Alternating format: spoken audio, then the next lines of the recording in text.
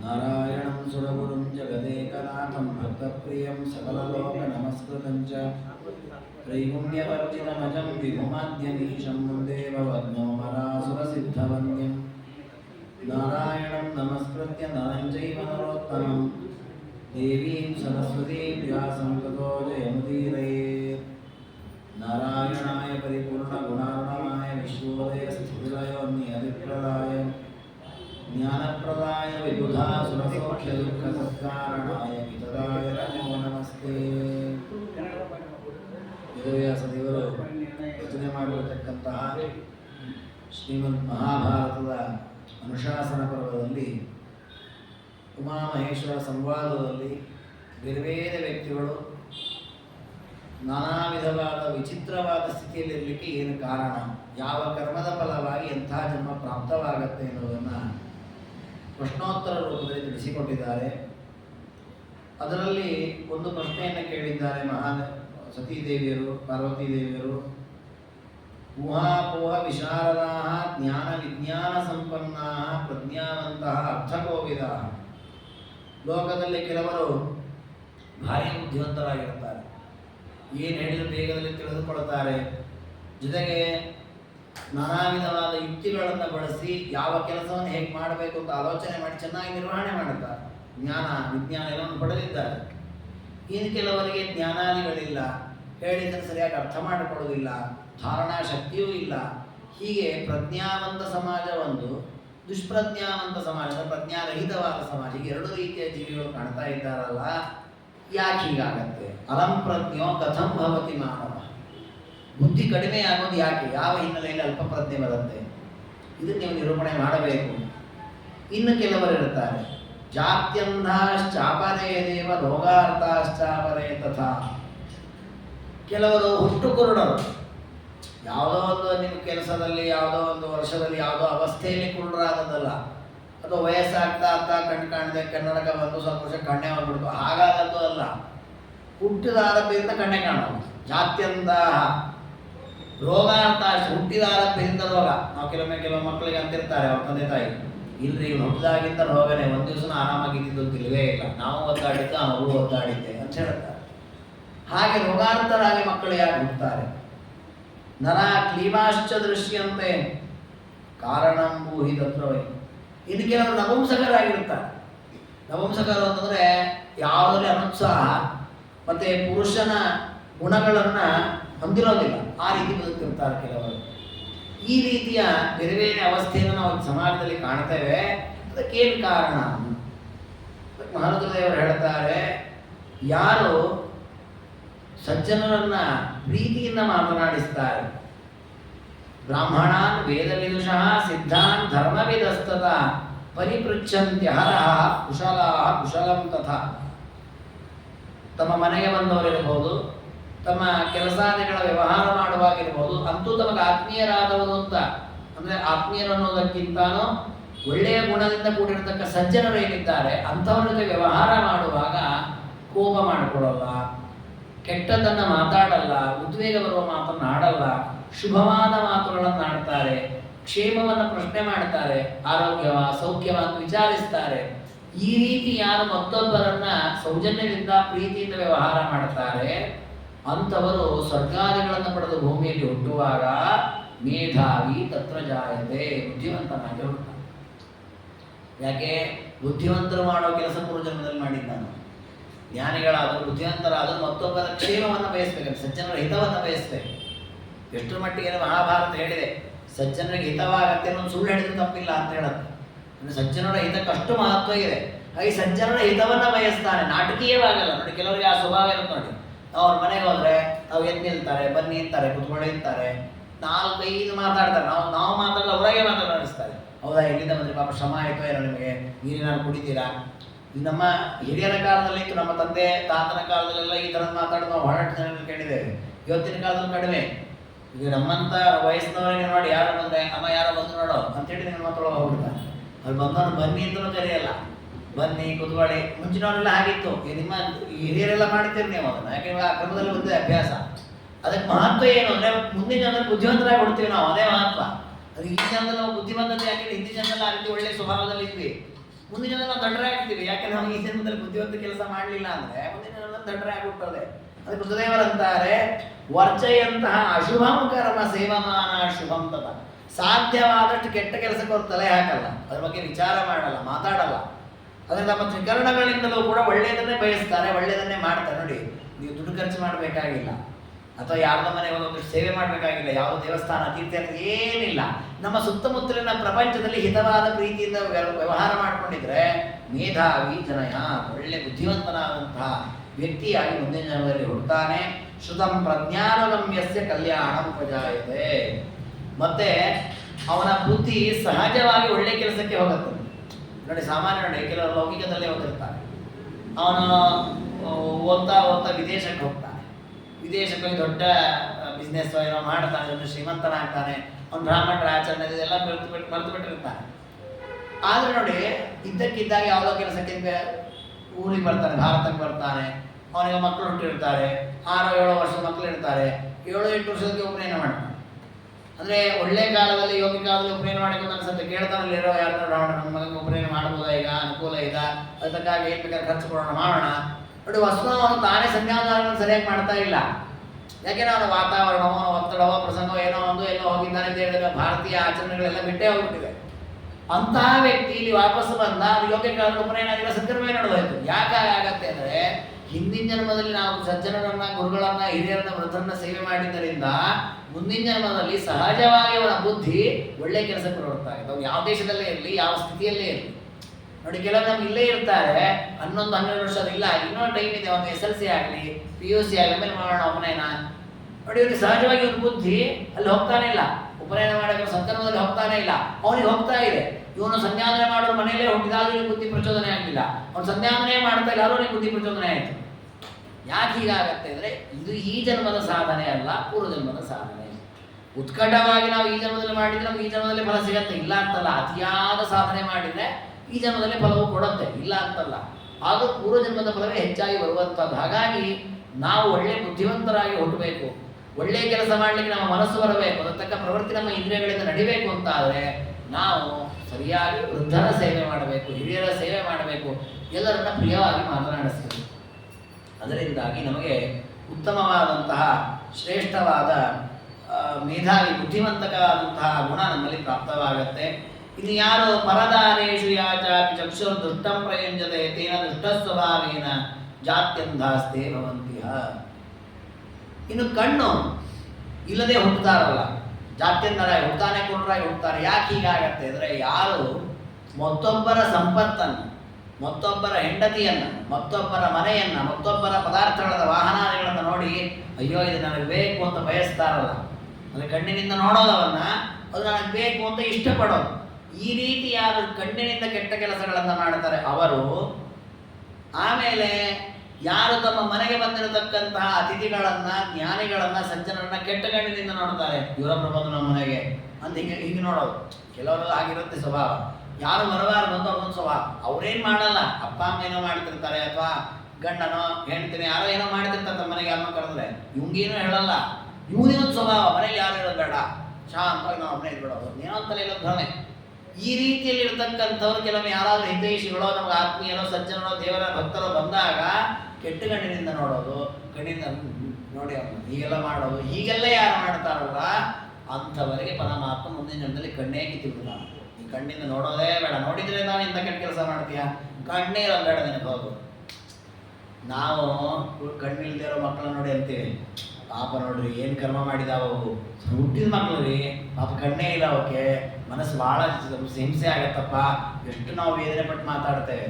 ಆದರೆ ಕರ್ಮದ ಸಿದ್ಧಾಂತವನ್ನು ಆಲೋಚನೆ ಮಾಡಿದ್ರೆ ನಾವು ದುಃಖ ಪಡಲಿಕ್ಕೆ ಅವಕಾಶವೇ ಇಲ್ಲ. ಯಾಕೆ ಅದೇ ಜೀವವೇ ಮಾಡಿದ ಆ ಕರ್ಮವನ್ನು ಅದೇ ಜೀವ ಅನುಭವಿಸ್ತಾ ಇದೆ. ಅದಕ್ಕೆ ನೋಡಿ ಜ್ಞಾನಿಗಳು ನಿರ್ವಿಕಾರವಾಗಿರ್ತಾರೆ. ನೋಡಿ ಹೊಸ ನಾವೇನಾದ್ರು ಆಗಿದ್ರೆ ಪರೀಕ್ಷಿತ ರಾಜರು ನನಗೆ ತಕ್ಷಕ 7 ದಿನಕ್ಕೆ ಬಂದು ಕಚ್ತಾನೆ, ಹಾಗೊಂದು ಶಾಪ ಇದೆ, ಅದಕ್ಕೆ ಏನು ಮಾಡಲಿ ಅಂತ ಅವ್ರು ಕೂತಿರ್ತಾರೆ ಗಂಗಾನದಿ ತೀರದಲ್ಲಿ. ಶುಕಾಚಾರ ಬರ್ತಾರೆ, ಬಂದ್ಕೊಳ್ಳೋರಿಗೆ ಆಸನ ಹಾಕಿ ಉಪಚಾರ ಮಾಡಿ ನಮಸ್ಕಾರ ಮಾಡಿ ಅವ್ರಿಗೂ ಅದೇ ಮಾತನ್ನು ಹೇಳ್ತಾರೆ ಪರೀಕ್ಷಿತ ರಾಜರು, ನನಗೆ ಹೀಗೊಂದು ಶೃಂಗಿಯಿಂದ ಶಾಪ ಆಗಿದೆ, 7 ದಿನಕ್ಕೆ ತಕ್ಷಕ ಕಚ್ತಾ ಇದ್ದಾನೆ, ಏನು ಮಾಡಲಿ. ಅಯ್ಯೋ ಹೌದಲ್ಲ, ಛೇ ಪಾಪ ಎತ್ತದಾಗ್ಬಿಡ್ತಲ್ಲ, ಇಂಥ ಸ್ಥಿತಿ ಮತ್ತು ದೊಡ್ಡ ರಾಜ ಅವ್ರು ಹೀಗಾಡ್ತಾರೆ, ನಾವು ಎಂತೆಂಥ ರಾಜನಿಗೂ ಬಿಡಲಿಲ್ಲ ನೋಡ್ರಿ ಕರ್ಮ ಅನ್ನೊಂದಿಷ್ಟು ವ್ಯರ್ಥ ಮಾತಾಡ್ತಿದ್ವಿ. ಶುಕಾಚಾರ್ಯ ನೀನು ಉಪದೇಶವೇ ಶುರು ಮಾಡಿ, ನೋಡಪ್ಪ 7 ದಿನ ಬೇಕಾದಷ್ಟು ಸಾಧನೆ ಮಾಡ್ಬೋದು, ದೇವರನ್ನ ಹೀಗೆ ಆರಾಧನೆ ಮಾಡು, ದೇವರ ಪಾದ ಹೀಗಿದೆ, ಕಣ್ಣು ಹೀಗಿದೆ, ಹೃದಯದಲ್ಲಿ ಹೀಗಿರ್ತಾನೆ, ಜಗತ್ತಿನ ಹೀಗೆ ವ್ಯಾಪಿಸಿದ್ದಾನೆ. ಯಾಕೆ ಅವರಲ್ಲಿ ಯಾವುದೇ ವಿಧವಾದಂತಹ ಅಸಮಾಧಾನ, ಬೇಸರ, ಅಯ್ಯೋ ರಾಜನ ಹೀಗಾಯ್ತಲ್ಲ ಅನ್ನೋ ದುಃಖ ಕಳವಳ ಯಾವುದೂ ಇಲ್ಲ. ಯಾಕೆ ಅಂತಂದ್ರೆ ಅವರು ಕರ್ಮದ ಸಿದ್ಧಾಂತವನ್ನು ನೆನಪಿಸಿಕೊಂಡಿದ್ದಾರೆ. ಇವನು ಮಾಡಿದ ಕರ್ಮಕ್ಕೆ ತಕ್ಕ ಫಲ ಅದು ಮಾಡಿದ್ದಾನೆ, ಅವನು ಸತ್ತಾವನ್ನ ಹಾಕಿ ತಪ್ಪ ಅವನು ಅದಕ್ಕಾಗಿ ಸರ್ಪದಿಂದ ಕಚ್ಚುವಂತ ಫಲ ಸಿಕ್ಕಿದೆ, ಹಾಗೆ ದುಃಖ ಪಡೋದೇನಿದೆ. ಈ ಒಂದು ಚಿಂತನೆ ನಮ್ಗೆ ಕರೆಕ್ಟಾಗಿ ಮನವರಿಕೆ ಆಯಿತು ಅಂದ್ರೆ ನಾವು ಜಗತ್ತಲ್ಲಿ ಯಾವ ಸ್ಥಿತಿಯಲ್ಲಿ ಯಾವ ಎಂಥ ಅನರ್ಥಗಳು ನಡೆದ್ರು ನಾವು ದುಃಖವೇ ಪಡಲ್ಲ. ಅಯ್ಯೋ ಅವ್ರು ಹೀಗಾಯ್ತಂತೆ, ಯಾವುದು ಅವರವ್ರ ಕರ್ಮದ ಫಲ ಅವ್ರಿಗೆ ಬರ್ತಾ ಇದೆ. ಸಣ್ಣ ವಯಸ್ಸಿಗೆ ಮದುವೆ ಆಯ್ತಂತೆ, ಸಂತೋಷ ಪಡ್ಬೇಕಾ? ಇಲ್ಲ, ಅದು ಅವ್ರ ಜನ್ಮದ ಫಲ. ತುಂಬಾ ವಯಸ್ಸಾದ್ರೂ ಮದುವೆ ಆಗಲಿಲ್ಲಂತೆ, ದುಃಖ ಪಡ್ಬೇಕಾ? ಅದು ಅವ್ರ ಕರ್ಮದ ಫಲ. ಮನೆ ಕಟ್ಕೊಂಡ್ರಂತೆ, 4 ಮನೆ ಆಯ್ತಂತೆ, ಅದು ಅವ್ರ ಜನ್ಮದ ಕರ್ಮದ ಫಲ. ಎಷ್ಟು ಪ್ರಯತ್ನ ಪಟ್ಟರು ಬಾಡಿಗೆ ಮನೆಯಲ್ಲೇ ಜೀವನ ಪೂರ್ಣ ನಡೆಸೋದಾಯ್ತು, ಹೊಸ ಮನೆ ಕಟ್ಟಲಿಕ್ಕೆ ಆಗಲೇ ಇಲ್ಲ, ಅದು ಅವ್ರ ಜನ್ಮದ ಕರ್ಮದ ಫಲವೇ. ಹಾಗಾದ್ರೆ ನಾವು ಮಾಡಬೇಕಾದ್ದೇನೋ ಈಗ ಹೀಗಿದೆ ಅಂತ ವ್ಯಥೆ ಪಡೋದಲ್ಲ, ನಮಗೆ ಎಂಥದ್ದು ಬೇಕು ಅಂದ್ರೆ ಮುಂದಿನ ಕಾಲ ಸಂಪಾದಿಸ್ಕೋಬೇಕು. ನಾನು ಮುಂದಿನ ಜನ್ಮದಲ್ಲಾದ್ರೂ ಒಳ್ಳೆ ಮನೆ ಕಟ್ಟಲಿಕ್ಕೆ ಆಗ್ಬೇಕಲ್ಲ, ಹಾಗೆ ಇನ್ನೊಂದಿಷ್ಟು ಭೂದಾನ ಮಾಡೋಣ. ಇದನ್ನ ಮಹಾಭಾರತ ತಿಳಿಸಿಕೊಡುವಂತ. ನಾವು ಎಲ್ಲಿ ಎಡವುತ್ತಾ ಇದ್ದೀವಿ ಸರಿ ಮಾಡಬಳಿಕ ವ್ಯವಸ್ಥೆ. ಹಾಗಾಗಿ ಹೇಳ್ತಾರೆ, ಕಣ್ಣಿನಿಂದ ಕೆಟ್ಟ ಕೆಲಸಗಳನ್ನು ಯಾರು ಮಾಡಿದ್ದಾರೆ, ಪರ ಸ್ತ್ರೀಯರನ್ನು ನೋಡುವುದು, ಪರ ದ್ರವ್ಯಗಳನ್ನು ನೋಡುವುದು, ಮನಸ್ಸಿನಲ್ಲಿ ಬಯಸುವುದು, ಅದಕ್ಕೋಸ್ಕರ ಕೆಟ್ಟ ರೀತಿಯಲ್ಲಿ ವರ್ತಿಸುವುದು, ಇದನ್ನು ಯಾರು ಮಾಡಿದ್ದಾರೆ, ತೇನ ದುಷ್ಟ ಸ್ವಭಾವೇನ ಜಾತ್ಯಂಧಾಸ್ತೆ ಭವಂತಿಯ. ಅಂತಹ ಕೆಟ್ಟ ಕಾರ್ಯಗಳಿಂದಾಗಿ ಕಣ್ಣು ಇಲ್ಲದವರಾಗಿ ಕುರುಡರಾಗಿ ಭೂಮಿಯಲ್ಲಿ ಹೋಗ್ತಾರೆ. ಇನ್ನು ರೋಗಗ್ರಸ್ತರಾಗಿ ಯಾರು ಹೋಗ್ತಾರೆ, ರೋಗ ಯಾಕೆ ಬರುತ್ತೆ ನಮಗೆ? ಅದಕ್ಕೆ ಕಾರಣ ಇದೆ. ಮನಸಾತು ಪ್ರದೃಷ್ಟೇನ ನಗ್ನಾಂ ಪಶ್ಯಂತಿಯೇ ಸ್ತ್ರೀಯಂ ರೋಗಾರ್ಥಾಸ್ತೆ ಭವಂತಿಯ ನರಾದುಷ್ಕೃತ ಕರ್ಮಿಣ. ಕಣ್ಣಿನಿಂದ ನೋಡುವುದಲ್ಲ, ಮನಸ್ಸಿನಲ್ಲೇ ಕೆಟ್ಟ ಆಲೋಚನೆ ಮಾಡು. ನೋಡಿ, ಮನಸ್ಸಿನಿಂದಲೇ ಪರಸ್ತ್ರೀಯರನ್ನು ಆಲೋಚನೆ ಮಾಡು, ಮನಸ್ಸಿನಿಂದಲೇ ನಗ್ನ ಸ್ತ್ರೀಯನ್ನು ಆಲೋಚನೆ ಮಾಡು, ಮನಸ್ಸಿನಿಂದಲೇ ಪರದ್ರವ್ಯಗಳನ್ನು ಅವರ ಮನೆಯಲ್ಲಿ ಸಿಕ್ಬಿಟ್ರೆ ಹೇಗಿರುತ್ತೆ, ಅವ್ರದನ್ನ ಅಂದ್ಕೊಂಡ್ಬಿಟ್ರೆ ಹೇಗಿರುತ್ತೆ. ಹೀಗೆ ಮನಸ್ಸಿನಿಂದಲೇ ಪರ ಸಂಪತ್ತುಗಳನ್ನು ಯಾರು ಆಲೋಚನೆ ಮಾಡ್ತಾನೆ, ಅದನ್ನು ಪಡಿಬೇಕು ಅಂತ ಬಯಸ್ತಾನಲ್ಲ, ಅವನಿಗೆ ದೇವರು ರೋಗಾರ್ಥರನ್ನಾಗಿ ಮಾಡ್ತಾನೆ. ರೋಗಾರ್ಥಾಸ್ತೆ ಭವಂತಿಯ ನರಾ ದುಷ್ಕೃತ ಕರ್ಮಿಣ. ನಾವು ರೋಗಗ್ರಸ್ತರಾಗಿ ಹುಟ್ಟಲಿಕ್ಕೆ ಕಾರಣ ಏನು ಅಂದರೆ ಪೂರ್ವ ಜನ್ಮದಲ್ಲಿ ಮನಸ್ಸಿನಿಂದ ಅಷ್ಟು ಕೆಟ್ಟ ಕೆಲಸವನ್ನು ಮಾಡಿದ್ದೇವೆ. ನೋಡಿ, ನಮಗೆ ಈಗ ಕೆಲವೊಮ್ಮೆ ಹಾಗೆ ಆಗತ್ತೆ, ಕೆಲವೊಮ್ಮೆ ಮನಸ್ಸಿನಲ್ಲಿ ಅನಿಸುತ್ತೆ, ಅಯ್ಯೋ ಆ ಮನೆ ನಮ್ದಾಗಿದೆ ಚೆನ್ನಾಗಿತ್ತಲ್ಲ, ದೊಡ್ಡದಾಗಿ ಕಟ್ಕೊಂಡಿದ್ದಾನೆ ಅಂತ. ಕೆಲವೊಮ್ಮೆ ಈ ಶ್ರವಣಾದಿಗಳ ಫಲದಿಂದ ತಕ್ಷಣ ಅನಿಸುತ್ತೆ, ಅಯ್ಯೋ ಮತ್ತೊಬ್ಬರ ಮನೆ ನಾವ್ಯಾಕೆ ಬೇಯಿಸಬೇಕು, ಪಾಪ ಅವ್ರು ಆರಾಮಾಗಿರ್ಲಿ, ದೇವ್ರು ನಮ್ಗೇನು ಕೊಟ್ಟಿದ್ದಾರೆ ಚೆನ್ನಾಗಿದೆ ಅಂತ ತಕ್ಷಣ ಸ್ವಲ್ಪ ಬದಲಾವಣೆ ಬಂತು ಅಂದರೆ ತಿದ್ಕೊಂಡ್ವಿ ನಾವು, ತಪ್ಪದು, ನಾವು ಹಾಗೆ ಅನ್ಕೋಬಾರ್ದು ಅಂತ. ಈ ರೀತಿ ನಾವು ತತ್ತದ ಕಾಲದಲ್ಲಿ ಪಶ್ಚಾತ್ತಾಪ ಪಡ್ತಾರೆ, ಸ್ವಲ್ಪ ಸಂಕೋಚವಾಗುತ್ತೆ ಕರ್ಮದ ಫಲ. ಕೆಲವೊಮ್ಮೆ ಹಾಗಿರಲ್ಲ, ಮನಸ್ಸಲ್ಲಿ ಗಟ್ಟಿಯಾಗಿರುತ್ತೆ. ಎಷ್ಟರ ಮಟ್ಟಿಗೆ ಅಂದರೆ 8-10 ವರ್ಷ ಆದ ಮೇಲೂ ಕೂಡ ಅದನ್ನೇ ಹೇಳ್ತಾನೆ, ಇಲ್ಲ ಅವತ್ತು ನನ್ನ ಮನಸ್ಸಲ್ಲಿ ಆಲೋಚನೆ ಇತ್ತು, ನಾನು ಇದನ್ನೇ ತಗೋಬೇಕು ಅಂತ ಇತ್ತು, ನೋಡಿ ಇವತ್ತು ತಗೊಂಡೆ ನೋಡಿ ನಾನು ಅಂತೆ. ಅಷ್ಟು ಮಾನಸಿಕವಾಗಿ ಅಷ್ಟೊಂದಕ್ಕೆ ಜೊತೆಗೆ ಹೊಂದ್ಕೊಂಡ್ಬಿಟ್ಟಿರ್ತಾನೆ. ಹಾಗೆ ಎಷ್ಟು ಮಾನಸಿಕವಾಗಿ ಪರದ್ರವ್ಯಗಳಲ್ಲಿಯೇ ಆಸಕ್ತರಾಗಿರ್ತಾರೆ, ಪರಸ್ತ್ರೀಯರನ್ನು ಮನಸ್ಸಿನಲ್ಲಿ ಆಲೋಚನೆ ಮಾಡೋರನ್ನು ಬಯಸ್ತಾರೆ, ಅಂಥವರು ರೋಗಗ್ರಸ್ತರಾಗಿ ಕೆಟ್ಟ ಕರ್ಮದ ಫಲವಾಗಿ ಭೂಮಿಯಲ್ಲಿ ಹುಟ್ಟುತ್ತಾರೆ. ಏತು ಮೂಢ ದುರಾಚಾರ ವಿಯೋನೋ ಮೈಥುನೇ ರಥಃ ಪುರುಷೇಶು ದುಷ್ಪ್ರಜ್ಞಾ ಕ್ಲೀವತ್ವೋಮಯ ಅಂತಿದೆ. ಇನ್ನು ಯಾರು ಪುರುಷ ಸ್ತ್ರೀಯರ ಈ ಸಂಬಂಧ ಅಥವಾ ಅವರ ವಿಹಾರಾದಿಗಳನ್ನು ಹಾಳು ಮಾಡ್ತಾರೋ, ವಿಯೋನೋ ಮೈಥುನೇ ರಥಃ ಪ್ರಾಣಿಗಳ ಮೈಥುನಾದಿಗಳನ್ನು ಹಾಳು ಮಾಡಿದ್ದಾರೋ, ಅಂದರೆ ಪಶ್ವಾದಿ ಯೋನಿಗಳಲ್ಲಿ ಅವುಗಳಿಗೆ ಬಾಧೆಯನ್ನುಂಟು ಮಾಡಿದ್ದಾರೋ ಅಂಥವರು ನಪುಂಸಕರಾಗಿ ಭೂಮಿಯಲ್ಲಿ ಹುಟ್ಟುತ್ತಾರೆ. ನಪುಂಸಕರಾಗಿ ಭೂಮಿಯಲ್ಲಿ ಹುಟ್ಟಲಿಕ್ಕೆ ಕಾರಣ ಕೆಲವರಿಗೆ ಆ ಕೆಟ್ಟ ಕಾಮಗಳಿರ್ತವೆ. ಇದನ್ನು ನಾವು ಟಿವಿ ಮೊದಲಾದವುಗಳಲ್ಲಿ, ಪೇಪರ್ ಮೊದಲಾದವುಗಳಲ್ಲಿ ನೋಡುತ್ತೇವೆ. ಕೆಟ್ಟ ಕಾಮದಿಂದ ಅಂದರೆ ವಯಸ್ಸಿಗೆ ಬಾರದ ಅಬಲೆಯರ ಮೇಲೆ ಅತ್ಯಾಚಾರ ಮಾಡ್ತಾರೆ, ಪ್ರಾಣಿಗಳ ಮೇಲೆ ಅತ್ಯಾಚಾರ ಮಾಡ್ತಾರೆ. ಅದು ಕೆಟ್ಟ ಕೆಟ್ಟ ಕಾಮ. ಕೆಲವರು ಪಾಪಿಗಳು, ರಾಕ್ಷಸರ ಸ್ವಭಾವ ಅದೆಲ್ಲ. ಆ ಥರದವ್ರನ್ನ ಪರಮಾತ್ಮ ಶಿಖಂಡಿಯರನ್ನಾಗಿ ಹುಟ್ಟಿಸ್ತಾನೆ, ನಪುಂಸಕರನ್ನಾಗಿ ಹುಟ್ಟಿಸ್ತಾನಂತೆ. ಆ ಪಾಪದ ಫಲವಾಗಿ ಪುರುಷೇಶು ದುಷ್ಪ್ರಜ್ಞಾ ಕ್ಲೀಬತ್ವಮಯ ಅಂತಿದೆ. ಕೆಲವರೆಲ್ಲ ಹಾಕೊಂಡ್ಬಿಟ್ಟಿರ್ತಾರೆ, ಆ ನಪುಂಸಕರನ್ನ ನೋಡಿಬಿಟ್ರೆ ಬಹಳ ಒಳ್ಳೇದು, ಅವ್ರು ಮುಟ್ಟಿಬಿಟ್ರೆ ಒಳ್ಳೇದು, ದುಡ್ಡು ಕೊಟ್ಟಿಲ್ಲ ಅದೆಲ್ಲ ಮಾಡ್ತಾರೆ. ವಸ್ತು ಅದೆಲ್ಲ ಪಾಪದ ಫಲವಾಗಿ ಹುಟ್ಟುವಂತ ವಸ್ತುನ. ಜೀವಿಗಳಲ್ಲಿ ಎರಡೇ ಟೈಪ್, ಒಂದು ಪುರುಷ ಜೀವ, ಸ್ತ್ರೀ ಜೀವ, ಎರಡೇ ಟೈಪ್ ಜೀವ ಇರೋದು. ನಪುಂಸಕ ಜೀವ ಅಂತ ಇಲ್ಲವೇ ಇಲ್ಲ.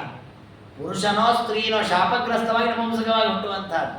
ಯಾವಾಗ ಈ ರೀತಿ ಅತ್ಯಂತ ಹೇಯವಾಗಿ ಅಯೋಗ್ಯರಲ್ಲಿ ಅತ್ಯಾಚಾರದ ಪ್ರವೃತ್ತಿಯನ್ನು ಮಾಡಿದಾಗ ಇಂತಹ ಕ್ಲೀಬತ್ವವನ್ನು ನಪುಂಸಕ ಜನ್ಮವನ್ನು ಪಡೆದುಕೊಳ್ಳುತ್ತಾರೆ. ಪಶುಶ್ಚಯೇ ಘಾತಯಂತಿಯೇ ಚೈವ ಗುರುತಲ್ಪಗ ಪ್ರಕೀರ್ಣ ಮೈಥುನಾಯೇ ಚ ಕ್ಲೀಬ ಜಾಯಂತಿ ತೇನರಾಹ.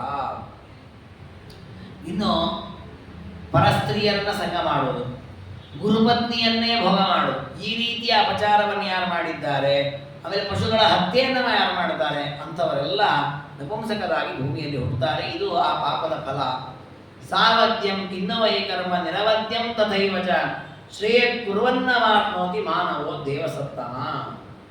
ಇದೆಲ್ಲ ಕೇಳಿಸಿಕೊಂಡು ಪಾರ್ವತೀ ದೇವಿಗೆ ಋತುದೇವರು ಉತ್ತರ ಕೊಟ್ಟಿದ್ದರಿಂದ ಒಂದಿಷ್ಟು ಪ್ರಶ್ನೆ ಉತ್ತರಿಸಿ ಕುರುಡರಾಗಿ ಯಾಕೆ ಹುಡ್ತಾರೆ, ನಪುಂಸಕರಾಗಿ ಯಾಕೆ ಹುಡ್ತಾರೆ, ರೋಗಗ್ರಸ್ತರಾಗಿ ಯಾಕೆ ಹುಡ್ತಾರೆ ಅಂತೆಲ್ಲ ಗೊತ್ತಾಯಿತು. ಈಗ ಮತ್ತೊಂದು ಮಾತನ್ನು ಹೇಳ್ತಾರೆ ಪಾರ್ವತೀ ದೇವಿ.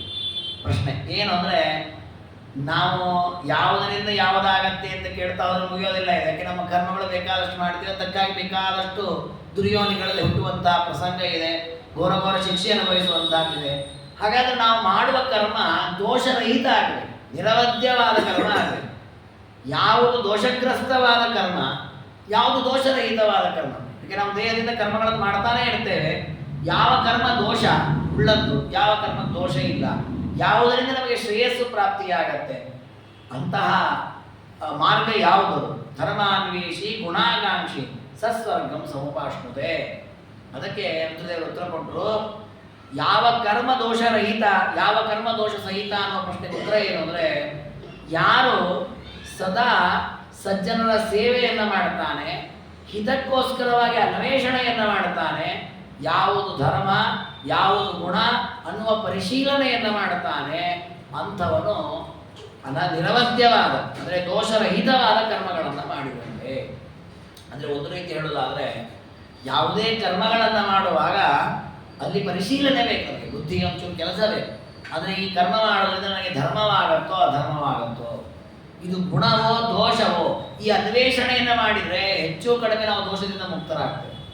ಕೆಲವೊಮ್ಮೆ ನಾವು ಅನ್ವೇಷಣೆ ಮಾಡಲ್ಲ, ನನ್ನ ಆಲೋಚನೆಯೇ ಇಲ್ಲ, ನಮಗೆ ತಲೆ ಬಂದು ಮಾಡಿಬಿಡೋದಷ್ಟು ಒಂದು ರೀತಿಯಲ್ಲಿ ವೇಗದಲ್ಲಿ ನಾವು ಕಾರ್ಯಗಳನ್ನು ಮಾಡ್ತೇವೆ. ಅಂತಹ ಕಾರ್ಯಗಳು ಹಾಳಾಗತ್ತೆ. ಅದಕ್ಕೋಸ್ಕರವಾಗಿ ಋತುದೇವರಂತಾರೆ, ಶ್ರೇಯಾಂಸಂ ಮಾರ್ಗಮನ್ವಿಚ್ಛಂ ಸದಾ ಯಪ್ರಚ್ಛತಿ ದ್ವಿಜ. 4 ಜನ ದೊಡ್ಡವರನ್ನ, ಹಿರಿಯರನ್ನ, ಜ್ಞಾನಿಗಳನ್ನ ಕೇಳಬೇಕು. ನಾನು ಈ ರೀತಿ ಮಾಡ್ಬೇಕು ಅನ್ಕೊಂಡಿದ್ದೇನೆ, ಮಾಡಬಹುದಾ, ಒಳ್ಳೆಯದಾ? ಎಷ್ಟರ ಮಟ್ಟಿಗೆ ಇದಕ್ಕೆ ಮಹತ್ವ ಇದೆ ಅಂದರೆ, ಸತ್ಕರ್ಮ ಅಂತ ಶಾಸ್ತ್ರದಿಂದ ಸಿದ್ಧವಾದ ಅನೂಚಾನವಾಗಿ ನಡ್ಕೊಂಬಂದಿರತಕ್ಕ ಕರ್ಮಗಳನ್ನು ಆಚರಣೆ ಮಾಡುವಾಗಲೂ ಗುರು ಹಿರಿಯರ ಒಂದು ಮಾತು ಕೇಳಿ ಮಾಡಬೇಕು ಅಂತ ಇದೆ. ಈಗ ಏಕಾದಶಿ ಉಪವಾಸ ನಿರ್ಣಯ, ಇದರ ಸಂದೇಹವಿಲ್ಲ, ಎಲ್ಲರೂ ಮಾಡ್ಕೊಂಡು ಬಂದಿದ್ದಾರೆ, ಮಾಡಬೇಕು, ಮಾಡ್ತಾ ಇದ್ದೇವೆ, ಮಾಡ್ತಿರ್ತೇವಲ್ಲ. ಮಾಡುವಾಗ ಯಾರು ಜ್ಞಾನಿಗಳು ಗುರುಗಳು ಹಿರಿಯರು ಸಿಕ್ಕರೆ ನಾನು ಏಕಾದಶಿ ವ್ರತವನ್ನು ಮಾಡ್ತೇನೆ, ಅನ್ನೋದನ್ನೇ ಕೊಡಿ ಅಂತ ಕೇಳಿ ಮಾಡಬೇಕು. ಅಂದರೆ ಅವರ ಅನೋದ್ದೇ ತೆಗೆದುಕೊಂಡು ಮಾಡುವಂತಹ ಈ ಪ್ರವೃತ್ತಿ ಏನಿದೆ, ಇದು ನಮ್ಮನ್ನು ಹೆಚ್ಚಿನ ಪಾಪದಿಂದ ಮುಕ್ತರನ್ನ ಮಾಡುತ್ತೆ. ಯಾಕೆ ಅಂದರೆ ಅದರ ಏನಾದ್ರು ಲೋಪದೋಷಗಳಿದ್ರೆ ಅವರಿಗೆ ಹೋಗುತ್ತಾ, ಯಾಕೆ ಅವರ ಅನೋದ್ಯೆಯಿಂದ ನಾವು ಮಾಡಿದ್ದಾರೆ.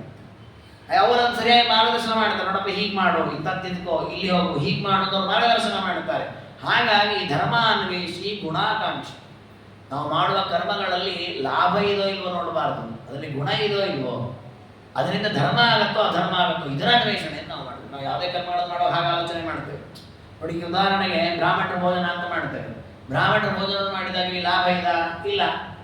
ಯಾಕೆ? ಬ್ರಾಹ್ಮಣರಿಗೆ ಊಟಕ್ಕೆ ಹಾಕುವಾಗ ನೀವು ಊಟಕ್ಕೆ ಹಾಕ್ಲಿಕ್ಕೆ ಅನ್ನಾದಿ ಪದಾರ್ಥಗಳನ್ನು ರೆಡಿ ಮಾಡಬೇಕು, ಅಕ್ಕಿ ಮೊದಲಾದ ವ್ಯಯ. ಬ್ರಾಹ್ಮಣರಿಗೆ ಬಂದು ಹೋಗ್ಲಿಕ್ಕೆ ಗಾಡಿ ವ್ಯವಸ್ಥೆ ಮಾಡಬೇಕು, ಅವ್ರಿಗೆ ದಕ್ಷಿಣೆ ಕೊಡಬೇಕು, ಖರ್ಚಿದೆ. ಇದನ್ನು ನೋಡಲ್ಲ ಸಜ್ಜನನಾದವನು ಮತ್ತೇನು ಮಾಡ್ತಾನೆ, ನಾನು ಬ್ರಾಹ್ಮಣರಿಗೆ ಊಟಕ್ಕಾಗಿ ಅಲ್ಲಿ ಪರಮಾತ್ಮವನ್ನು ಸ್ವೀಕಾರ ಮಾಡ್ತಾನೆ, ಬ್ರಾಹ್ಮಣನಲ್ಲಿ ದೇವ ಸನ್ನಿಹಿತನಾಗಿರ್ತಾನೆ. ಇದು ನನಗೆ ಒಳ್ಳೆ ಪುಣ್ಯವನ್ನು ತಂದು ಕೊಡುತ್ತೆ, ಧರ್ಮವನ್ನು ಉಂಟು ಮಾಡುತ್ತೆ, ದೈವಿ ಗುಣವನ್ನು ತಂದು ಕೊಡುತ್ತೆ. ಈ ಆಲೋಚನೆ ಇದಲ್ವಾ, ಹಾಗಾಗಿ ಅವನು ಮಾಡಿರ್ತಕ್ಕಂತಹ ಕರ್ಮ ಅವನಿಗೆ ಶ್ರೇಯಸ್ಸಿಗೆ ಸಾಧನ. ಅದಕ್ಕೆ ಕಾಟಗೋವಂಶ ಅಂತ ಹೇಳುತ್ತೆ, ಶ್ರೇಯಸ್ಸು ಪ್ರೇಯಸ್ಸು ಅಂತ ಎರಡಿದೆ. ಶ್ರೇಯಸ್ಸು ಅಂತಂದ್ರೆ ಪುಣ್ಯವನ್ನು ಸಂಪಾದಿಸುವಂಥದ್ದು, ಪ್ರೇಯಸ್ಸು ಅಂದ್ರೆ ಲಾಭವನ್ನು ಸಂಪಾದಿಸುವಂಥದ್ದು. ನೋಡಿ, ಉದಾಹರಣೆಗೆ ದೇವರ ಪೂಜೆ. ಕೆಲವರು ದೇವರ ಪೂಜೆಯನ್ನು ಮಾಡ್ತಾರೆ, ಯಾಕೆಂದ್ರೆ ದುಡ್ಡಿಗೋಸ್ಕರ ಮಾಡ್ತಾರೆ. ತಿಂಗಳ ನಿಮ್ಗೆ 10,000 ಕೊಡ್ತೀನಿ, ದೇವರ ಪೂಜೆ ಮಾಡಿರಿ ಅಂತ ಹೇಳಿರ್ತಾರೆ, ಅದಕ್ಕೆ ಮಾಡ್ತಾರೆ. ಬಟ್ ಮಾಡಿದ ಒಂದು ದೇವರ ಪೂಜೆ ಪುಣ್ಯ ಬರಲಿಲ್ಲ, ಅವನಿಗೆ ದುಡ್ಡು ಬಂತಷ್ಟೇ. ಅದೇ ದೇವರ ಪಾತ್ರೆ ತೊಳಿಲಿಕ್ಕೆ ಬಂದಿರ್ತಾರೆ ಮಠಕ್ಕೆ, ಮಂದಿರಕ್ಕೆ, ಸಂಘಗಳಿಗೆಲ್ಲ, ಯಾರೋ ಮುತ್ತಿಗೆ ತೊಳೆದು ಅವ್ರು ನೋಡಿ ದುಡ್ಡಿಗೆ ತೊಳಿ, ಅವ್ರ ಪಟ್ಟಿಗೆ ದೇವ್ರ ಸೇರಿ ತೊಳೆದು ಹೋಗ್ತಾರೆ, ಅವರಿಗೆ ಮೋಕ್ಷ ಸಾಧನ ಮಾಡಿ. ಇಷ್ಟೇ ಇರೋದು. ಅಡಿಗೆಯವರು ಬರ್ತಾರೆ, ಅಡಿಗೆ ಪಲ್ಯ ತರಕಾರಿ ಎಲ್ಲ ಹೆಚ್ಚುತ್ತಾರೆ, ಅಡಿಗೆ ಮಾಡ್ತಾರೆ, ಎಷ್ಟು 1000 ಜನಕ್ಕೆ ಅಡಿಗೆ ಮಾಡ್ತಾರೆ. 1 ಜನಕ್ಕೆ ಅಡಿಗೆ ಮಾಡಿದ ಪುಣ್ಯ ಅವ್ರಿಗೆ ಬರಲ್ಲ, ಯಾಕಂದ್ರೆ ತಕ್ಕ ದುಡ್ಡು ಇಸ್ಕೊಂಡ್ಬಿಟ್ಟಿರ್ತಾರೆ. ಅವ್ರಿಗೆ ಬಡಿಸ್ಲಿಕ್ಕೆ ಬಂದಿರ್ತಾರೆ, ಅವ್ರು 1000 ಜನಕ್ಕೆ ಬಡಿಸಲ್ಲ, ಯಾಕೆ 2 ಜನಕ್ಕೆ ಬಡಿಸೋ ಯೋಗ್ಯತೆ ಯಾರಿಗೂ ಇರಲ್ಲ ದೈಹಿಕವಾಗಿ. ಅವನಿಗೆ 2 ಪಂಕ್ತಿಯೋ 3 ಪಂಕ್ತಿಯೋ ಬಡಿಸ್ತಾನೆ, ಇನ್ನೊಂದು ಪಂಕ್ತಿ ಇನ್ಯಾರೋ ಬಡಿಸಿರ್ತಾರೆ, 106 ಜನ ಸೇರಿ ಬಡಿಸ್ತಾ ಇರ್ತಾರೆ. ಅವನು 8 ಜನಕ್ಕೆ ಬಡಿಸಿದಾರ, ಪುಣ್ಯ ಬಂತು ಅವನಿಗೆ. ಹಾಗೆ ನಮ್ಮ ಸಂಕಲ್ಪ ಹೇಗಿದೆ ಅದರ ಮೇಲೆ ಫಲ ಬರ್ತದೆ. ಹಾಗಾಗಿ ನಾವು ಪ್ರತಿಯೊಂದು ಕರ್ಮವನ್ನು ಮಾಡುವಾಗ ಆ ಕರ್ಮದಿಂದ ಧರ್ಮ ಆಯ್ತಾ, ಅದರಿಂದ ಗುಣವಂತ, ಇದರ ಅನ್ವೇಷಣೆಯಲ್ಲಿರ್ಬೇಕಂತೆ. ಅಂಥವನು ಶ್ರೇಯಸ್ಸನ್ನು ಪಡೀಲಿಕ್ಕೆ ಸಾಧ್ಯ. ಇದು ಮಾನುಷತಾಂ ದೇವಿ ಕದಾಚಿತ್ ಸ ನಿಗಚ್ಚತಿ ಮೇಧಾವಿ ಧಾರಣಾಯುಕ್ತ ಪ್ರಾಯಸ್ತತ್ರ ಅಭಿಜಾಯತೆ. ಲೋಕದಲ್ಲಿ ಎಷ್ಟೇ ನಾವು ಪುಣ್ಯವನ್ನು ಸಂಪಾದಿಸಿದರೂ ಕೂಡ ಪುಣ್ಯದ ಫಲವಾಗಿ ಸ್ವರ್ಗವನ್ನು ಅನೇಕ ದಿನ ಅನುಭವಿಸಿ ಪುಣ್ಯ ಕ್ಷೀಣವಾದಾಗ ಮನುಷ್ಯನಾಗಿ ಭೂಮಿಯಲ್ಲಿ ಹುಟ್ಟುತ್ತಾನೆ. ಭೂಮಿಯಲ್ಲಿ ಹುಟ್ಟಿದಾಗ ಪುಣ್ಯದ ಫಲವಾಗಿಯೇ ಬುದ್ಧಿವಂತನಾಗಿ ಧೈರ್ಯವಂತನಾಗಿ ಭೂಮಿಯಲ್ಲಿ ಹುಟ್ಟುತ್ತಾನೆ. ಇದೆಲ್ಲ ಯಾವುದರ ಫಲ? ಪುಣ್ಯವನ್ನು ಸಂಪಾದಿಸಿದ್ದರ ಫಲ. ಪುಣ್ಯವನ್ನು ಮಾಡದೆ ಈ ಭೂಮಿಯಲ್ಲಿ ಮನುಷ್ಯರಾಗಿ ಹುಟ್ಟಲಿಕ್ಕೆ ಸಾಧ್ಯವೇ ಇಲ್ಲ. ಹಾಗಾಗಿ ಯಾರ್ಯಾರು ಮನುಷ್ಯರಾಗಿ ಹುಟ್ಟಿದ್ದಾರೆ ಅವರೆಲ್ಲ ಪುಣ್ಯ ಪುರುಷರು ಅಂತಲೇ ಅರ್ಥ. ಪುಣ್ಯದಿಂದಲೇ ಹುಟ್ಟಿದ್ದ ನಾವು. ಆದರೆ ಹುಟ್ಟಿದ ಮೇಲೆ ನಾವು ಪುಣ್ಯ ಮಾಡ್ತಾ ಇದ್ದೇವೋ ಪಾಪ ಮಾಡ್ತಾ ನಾವು ಬಿಟ್ಟಿದ್ದು. ನಾವು ಹುಟ್ಟಿದಂತೂ ಪುಣ್ಯ ಇದ್ದದ್ರಿಂದಾಗಿ, ಮನುಷ್ಯನು ಬಂದದಂತೂ ಪುಣ್ಯ ಇದ್ದಿದ್ದರಿಂದಾಗಿ ಅಂತ ದೇವರು ತಿಳಿಸಿಕೊಡ್ತಾರೆ.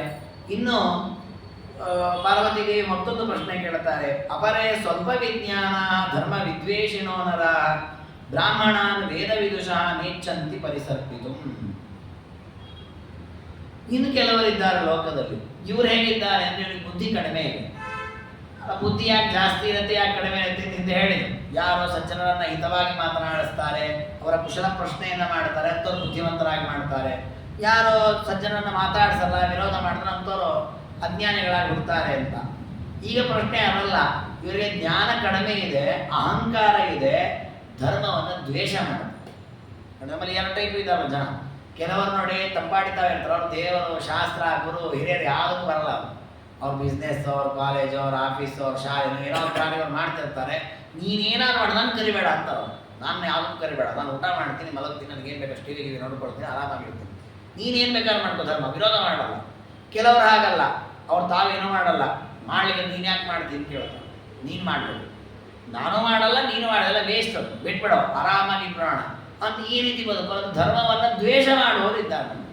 ಧರ್ಮವನ್ನು ಉಪೇಕ್ಷೆ ಮಾಡಿದವರು ಕೆಲವರು, ಧರ್ಮಾಚರಣೆ ಮಾಡುವಂತೂ ಸಾತ್ವಿಕರೇ, ಧರ್ಮವನ್ನು ದ್ವೇಷ ಮಾಡುವವರು ಇರ್ತಾರೆ. ಬ್ರಾಹ್ಮಣ ವೇದ ವಿದುಷ ನೇಚ್ಛಂತಿ ಪರಿಸರ್ಪಿತು.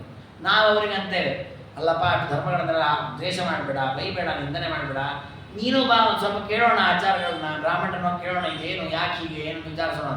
ಬರೋದಿಲ್ಲ ಅಂತ ಅಂದರೆ ತಾವು ಆಚರಣೆಯೂ ಮಾಡಲ್ಲ, ಅದ್ರ ಬಗ್ಗೆ ಮಾತಾಡ್ಲಿಕ್ಕೆ ಬರ್ಲಿಕ್ಕೂ ತಯಾರಿಲ್ಲ, ಸಜ್ಜನ ಹತ್ರ ಬರೋದೂ ಇಲ್ಲ, ದೂರದಲ್ಲೇ ಇರ್ತೀನಿ ಅಂತ. ಯಾಕೆ ಹೀಗಾಗತ್ತೆ? ವ್ರತವಂತೋ ನರಾಕೇಚಿತ್ ಶ್ರದ್ಧಾ ಧರ್ಮ ಪರಾಯಣ. ಇನ್ನು ಕೆಲವರು ನಾವು ಹೇಳಿದ್ರು ತಾವಾಗಿನೇ, ಸಣ್ಣ ಮಕ್ಕಳಿದ್ದಾಗ ತಾವೇ ಗಂಟೆ ಇಟ್ಕೊಂಡಿನ ಪೂಜೆ ಅಂತ ಮಾಡ್ತಾರೆ, ಏಕಾಶ ಉಪವಾಸ ಮಾಡ್ತೀನಿ ಅಂತಾರೆ, ಯಾರಾದ್ರೂ ಉಪನ್ಯಾಸ ಆಗತ್ತೆ ತಾನು ಬರ್ತೀನಿ ಅಂತಾರೆ. ಕೆಲವರು ಹೀಗಿದ್ದಾರೆ, ಕೆಲವರು ಹಾಗಿದ್ದಾರೆ. ಅವರದ ಭ್ರಷ್ಟನೆಯ ಮಾಸ್ತನೇ ರಾಕ್ಷಸೋ. ಇನ್ನು ಕೆಲವರು ರಾಕ್ಷಸರಂತೆ ಕ್ರೂರವಾಗಿ ವರ್ತಿಸ್ತಾರೆ. ಯಜ್ವಾನಶ್ಚ ತದೈವಾನ್ಯೇ ನಿರ್ಹೋಮಾಶ್ಚ ತದಾಪರೆ. ಕೆಲವರು ನಿರಂತರ ಯಜ್ಞ ಮಾಡ್ತಾ ಇರ್ತಾರೆ, ಕೆಲವರು ಯಜ್ಞ ಕಂಡ್ರೆ ಹೊಗೆನೇ ಕಂಡ್ರಾಗಲ್ಲ ಅಂತ ಕೆಲವರು ಅಂತಾರೆ. ಯಾಕೆ ಹೀಗಾಗತ್ತೆ, ಏನಿದರ ಹಿನ್ನೆಲೆ? ಅದಕ್ಕೂ ಉತ್ತರವನ್ನು ಕೊಡ್ತಾರೆ ಮಾರುತದೇವರು. ಆಗಮ ಲೋಕ ಧರ್ಮಾಣ ಮರ್ಯಾದ ಸರ್ವನಿರ್ಮಿತ ಪ್ರಾಮಾಣ್ಯೇನಾನು ವರ್ತಂತೆ ದೃಶ್ಯಂತೆ ಚರಣವ್ರತ. ಶಾಸ್ತ್ರಗಳು ವೇದಗಳು ಅಂತೇನಿವೆ, ಇವೆಲ್ಲ ಮನುಷ್ಯರ ಹಿತಕ್ಕೋಸ್ಕರವಾಗಿ ಇರುವಂಥ, ಅದನ್ನೇ ವೇದದಲ್ಲಿ ಒಂದು ಮಾತಿದೆ, ತೇಷಾಂ ದುಃಖ ಪ್ರಹಾಣಾಯ ಶ್ರುತಿರೇಶ ಪ್ರವರ್ತತೆ ಅಂತ. ಅಂದರೆ ವೇದಶಾಸ್ತ್ರಗಳು ಬಂದದ್ದು ಯಾಕೆ ಅಂದರೆ ಸಜ್ಜನರ ದುಃಖವನ್ನು ಪರಿಹಾರ ಮಾಡಲಿಕ್ಕೆ ಅಂದಿರೋದು. ಹೊಸ ವೇದಶಾಸ್ತ್ರಗಳೆಲ್ಲ ದೇವರ ಮಾತನ್ನೇ, ದೇವರನ್ನೇ ಹೊಗಳೋದು, ಅದರಲ್ಲಿ ಬೇರೆ ಏನಿಲ್ಲ. ಮಹಾಭಾರತ, ಭಾಗವತ ಅಥವಾ ನೀವು ವೇದಗಳನ್ನು, ಋಗ್ವೇದಾದಿ ವೇದಗಳನ್ನು ತೆಗೆದ್ರೆ ಬರೀ ದೇವರ ಸ್ತೋತ್ರವೇ ಇರೋದ್ರಲ್ಲಿ ಸಂದೇಹ ಇಲ್ಲ. ಆದರೆ ನಮಗೆ ಲೋಕ ಕೊಟ್ಟದ್ದು ಯಾಕೆ ಆ ಗ್ರಂಥಗಳನ್ನು? ದೇವರ ಸ್ತೋತ್ರ ಮಾಡಿ ನೀವು ಉದ್ಧಾರ ಆಗಿ, ಅಂದರೆ ನಮ್ಮ ಉದ್ಧಾರದ ಮಾರ್ಗ ತೋರಿಸಲಿಕ್ಕೆ ಆ ಗ್ರಂಥಗಳಿರೋದು. ಇಂತಹ ಗ್ರಂಥಗಳಿಗೆ ಯಾರು ಗೌರವ ಕೊಡುತ್ತಾರೆ ಅವರಿಗೆ ಗೊತ್ತಿಲ್ಲ ಅದರಲ್ಲಿ ಏನು ಹೇಳಿದೆ, ಏನು ಮಾಡಿದೆ ಅಂತ ಗೊತ್ತಿಲ್ಲ. ಆದರೆ ವೇದ ಶಾಸ್ತ್ರ ಇವುಗಳಿಗೆ ಯಾರು ಗೌರವವನ್ನು ಕೊಡುತ್ತಾರೆ, ಇವುಗಳೆಲ್ಲ ಪ್ರಮಾಣ ಅಂತ ಯಾರು ಒಪ್ಪಿ ಆಸ್ತಿಕ ಬುದ್ಧಿಯಿಂದ ಇದ್ದಾರೆ, ಅಂಥವರು ಮುಂದಿನ ಜನ್ಮದಲ್ಲಿ ಯಜ್ಞಯಾಗಾದಿಗಳನ್ನು ಮಾಡುವುದಕ್ಕೆ ಆಸಕ್ತರಾಗಿರ್ತಾರೆ. ಅಂದರೆ ಹಿಂದಿನ ಜನ್ಮದಲ್ಲಿ ಯಜ್ಞಯಾಗ ಮಾಡ್ತಾ ಇಲ್ಲ, ಅವನು ಬ್ರಾಹ್ಮಣನೋ ಕ್ಷತ್ರಿಯನೋ ಶೂದ್ರನೋ ಯಾವ ಜಾತಿಯವನು ಅಂತನೋ ಇಲ್ಲ. ಆದರೆ ಅವನಿಗೇನು ಅಂತಂದರೆ ಶಾಸ್ತ್ರ ವೇದ ಇವುಗಳಿಗೆ ಮರ್ಯಾದೆ ಕೊಡಬೇಕು, ಗೀತೆ ಉಪನಿಷತ್ತು ಮರ್ಯಾದೆ ಕೊಡಬೇಕು, ಅವೆಲ್ಲ ನಮ್ಮ ಭಾರತೀಯ ಪ್ರಾಚೀನ ಗ್ರಂಥಗಳನ್ನು ಗೌರವ ಇದೆ. ಈ ಗೌರವ ಇಟ್ಕೊಂಡದಕ್ಕೆ ದೇವರು ಮುಂದಿನ ಜನ್ಮದಲ್ಲಿ ಯಜ್ಞವನ್ನು ಮಾಡುವ ಅಧಿಕಾರವನ್ನು ಕೊಡ್ತಾನೆ. ಪ್ರಾಮಾಣ್ಯೇನ ಅನವರ್ತಂತೆ ದೃಶ್ಯಂತೆ ಚ ದೃಢವ್ರತ. ಅಂಥವರು ಅನವರ್ತ ವ್ರತಗಳನ್ನು ಮಾಡ್ತಾರೆ. ನಾವು ನೋಡ್ತಿರ್ತೇವೆ, ಒಂದಾದರೂ ವ್ರತವನ್ನು ಮಾಡ್ತಾರೆ, ವ್ರತವನ್ನು ತಪ್ಪಿಸೋದೇ ಇಲ್ಲ. ಯಾಕೆ ಹಾಗಾಗತ್ತೆ ಅಂದರೆ ಪೂರ್ವ ಜನ್ಮದಲ್ಲಿ ಅಷ್ಟು ಆಸ್ತಿಕೆ ಬುದ್ಧಿ ಇಟ್ಟದರ ಪ್ರಭಾವದಿಂದ ಅಂತಹ ಜನ್ಮ ಪ್ರಾಪ್ತವಾಗುತ್ತೆ.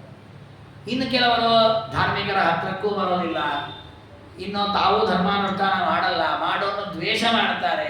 ಹೀಗ್ಯಾಕೆ ಬುದ್ಧಿ ಬರುತ್ತೆ ಅಂದರೆ ಅವರು ಪೂರ್ವಜನ್ಮದಲ್ಲಿ ಮತ್ತೊಬ್ಬರಿಗೋಸ್ಕರವಾಗಿ ಸುಳ್ಳು ಹೇಳ್ತಿರ್ತಾರಂತೆ. ಅಧರ್ಮಂ ಧರ್ಮಮಿತ್ಯಾಹು ಏಚ ಮೋಹವಶಂಕತ ಅವರತ ನಷ್ಟಮರ್ಯಾದಾಸ್ತೆ ಪ್ರೋಕ್ತ ಬ್ರಹ್ಮ ರಾಕ್ಷಸ. ಯಾವುದೋ ತಮ್ಮ ಸ್ವಾರ್ಥಕ್ಕೋಸ್ಕರ ಸುಳ್ಳು ಹೇಳೋದು, ಅಧರ್ಮವನ್ನ ಧರ್ಮ ಅಂತ ಹೇಳು. ಅಂದರೆ ಯಾನೋ ಒಬ್ಬ ತಪ್ಪು ಮಾಡಿಬಿಟ್ಟಿರ್ತಾನೆ, ಇವ್ರ ಹತ್ರ ಬರ್ತಾರೆ, ಆಚಾರ್ಯ ಇನ್ನೊಂದು ತಪ್ಪಾಗಿಬಿಟ್ಟಿದ್ದಕ್ಕೆ ಒಂದು ಏನಾದ್ರು ಪರಿಹಾರ ಹೇಳಿ. ನೀವೇನು ಚಿಂತೆ ಮಾಡಬೇಡ್ರಿ, ಈಗ ನಾವು ಇದನ್ನು ಮಾಡಿಬಿಡಿ, ಎಲ್ಲ ಪರಿಹಾರ ಆಗಿಬಿಡುತ್ತೆ. ನೀನು ಸುಳ್ಳು ಹೇಳಿ ಕಳಿಸ್ಬಿಡು, ಅಂದರೆ ಒಟ್ಟು ಅವ್ರು ಸಮಾಧಾನ ಮಾಡಿಬಿಟ್ಟು ನಾನೇನೋ ದೊಡ್ಡ ಸಾಧಿಸಿಬಿಟ್ಟೆ. ಅದು ಇವನಿಗೆ ದಕ್ಷಿಣೆ ಕೊಡ್ತಾರಂತ ಸುಳ್ಳು ಹೇಳೋದು. ಇನ್ನು ಕೆಲವರು ಅದು ಮಾಡ್ತಾರೆ, ದುಡ್ಡು ಸಿಗತ್ತೆ ಅಂತೇಳಿ ಸುಳ್ಳು ಹೇಳಿ ಹೋಮಾದಿಗಳನ್ನು ಮಾಡಿಸ್ತಾರೆ.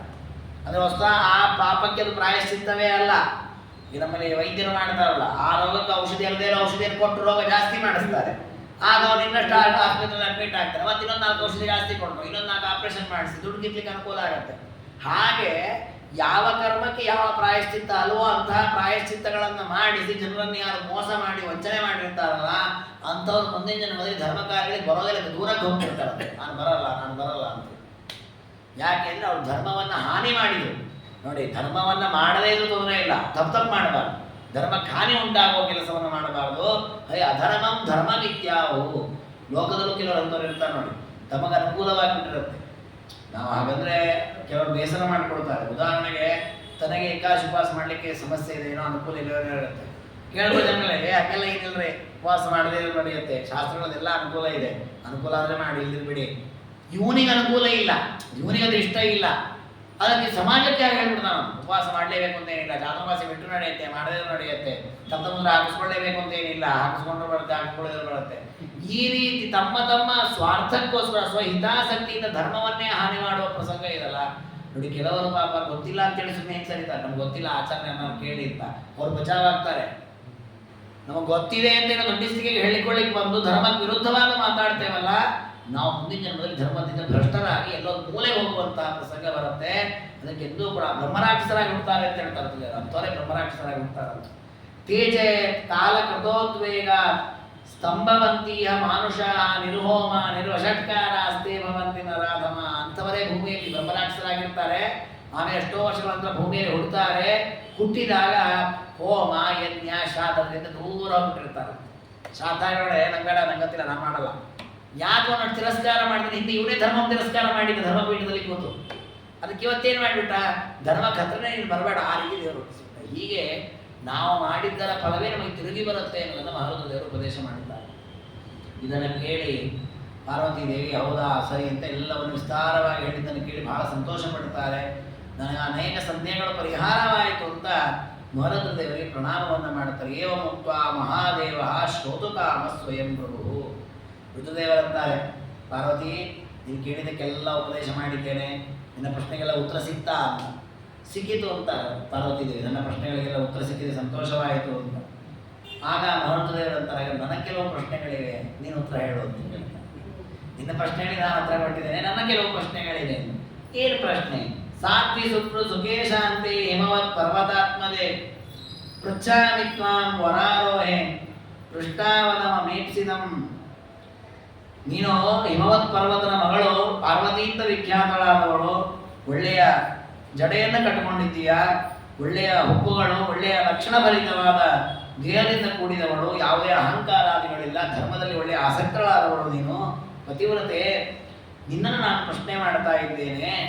ಯಾವ ವಿಷಯದಲ್ಲಿ ಪ್ರಶ್ನೆ ಮಾಡೋದು ರುದ್ರದೇವರು ಅಂದರೆ, ರುದ್ರದೇವರಂತಾರೆ ಸ್ತ್ರೀ ಧರ್ಮಂ ಶ್ರೋತುಮಿಚ್ಛಾಮಿ ತಯೋದಾರದ ಮಾತಿದ.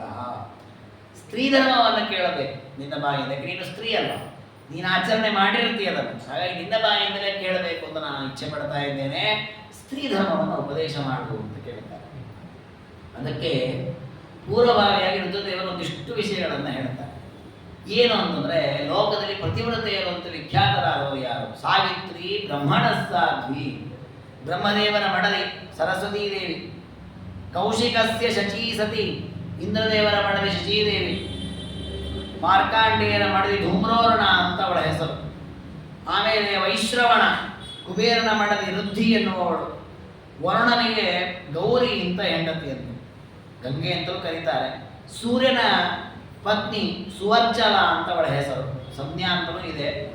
ಚಂದ್ರನ ಹೆಂಡತಿ ರೋಹಿಣಿ, ಅಗ್ನಿಯ ಹೆಂಡತಿ ಸ್ವಾಹ, ಕಶ್ಯಪರ ಹೆಂಡತಿ ಅದಿತಿ, ಸರ್ವಾಸ್ತ ಪತಿದೇವತಾ.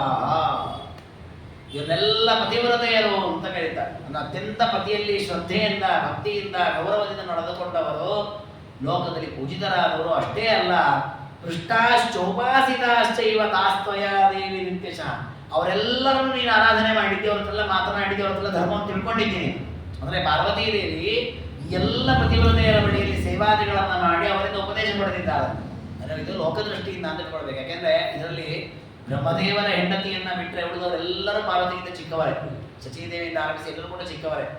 ಆದರೆ ಲೋಕದಲ್ಲಿ ಇವರೆಲ್ಲ ಉತ್ತಮ ಸ್ತ್ರೀಯರು ಅಂತ ವಿಖ್ಯಾತರಾಗಿದ್ದಾರೆ, ಪತಿವ್ರತೆಯರು ಅಂತ ವಿಖ್ಯಾತರಾಗಿದ್ದಾರೆ. ಹಾಗಾಗಿ ಅಂಥವರ ಆಚಾರಗಳೇನು ಅದೆಲ್ಲ ನಿನಗೆ ಗೊತ್ತಿದೆ. ನಿನ್ನನ್ನು ನಾನು ಕೇಳ್ತಾ ಇದ್ದೇನೆ, ಪತಿವ್ರತೆಯ ಧರ್ಮ ಏನು, ಸ್ತ್ರೀ ಧರ್ಮ ಏನು, ಅದನ್ನು ನೀನು ಉಪದೇಶ ಮಾಡಬೇಕು.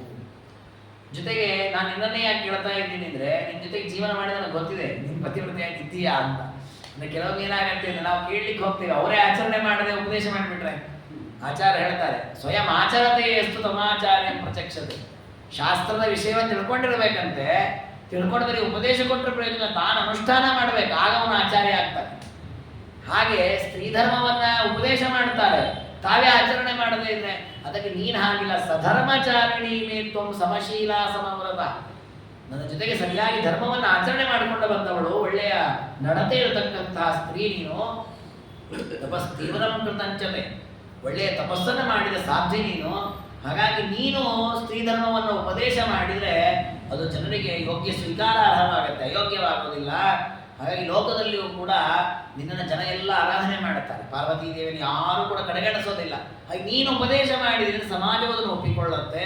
ಹಾಗಾಗಿ ನೀನು ಸ್ತ್ರೀ ಜನರಿಗೆ ಒಂದು ಮಾರ್ಗಬೋಧಳಾದವಳು. ಹಾಗೆ ಆ ಸ್ತ್ರೀಯರ ಉದ್ಧಾರಕ್ಕಾಗಿ ಅವರ ಧರ್ಮವನ್ನು ಉಪದೇಶ ಮಾಡು. ಇಲ್ಲಿ ಸ್ತ್ರೀಯರ ವಿಷಯದಲ್ಲಿ ಪಾರ್ವತಿಗೆ ಇಷ್ಟು ಮಹತ್ವವನ್ನು ರುದ್ರದೇವರು ಯಾಕೆ ಉಲ್ಲೇಖ ಮಾಡಿದ್ದು ಅಂದರೆ, ಈ ಗಂಡ ಹೆಂಡತಿಯರ ಸಂಬಂಧ ಇರಬಹುದು, ಸ್ತ್ರೀಯರ ಸಾಧನೆಗೆ ಸಂಬಂಧಪಟ್ಟಂತೆ ಪಾರ್ವತಿಯ ಅನುಗ್ರಹ ಬಹಳ ಅವಶ್ಯಕ. ಅಂದರೆ ಪಾರ್ವತೀ ದೇವಿ ಮನಸ್ಸಿನ ನಿಯಾಮಕ ದೇವತೆ ರುದ್ರದೇವರ ಜೊತೆಗೆ.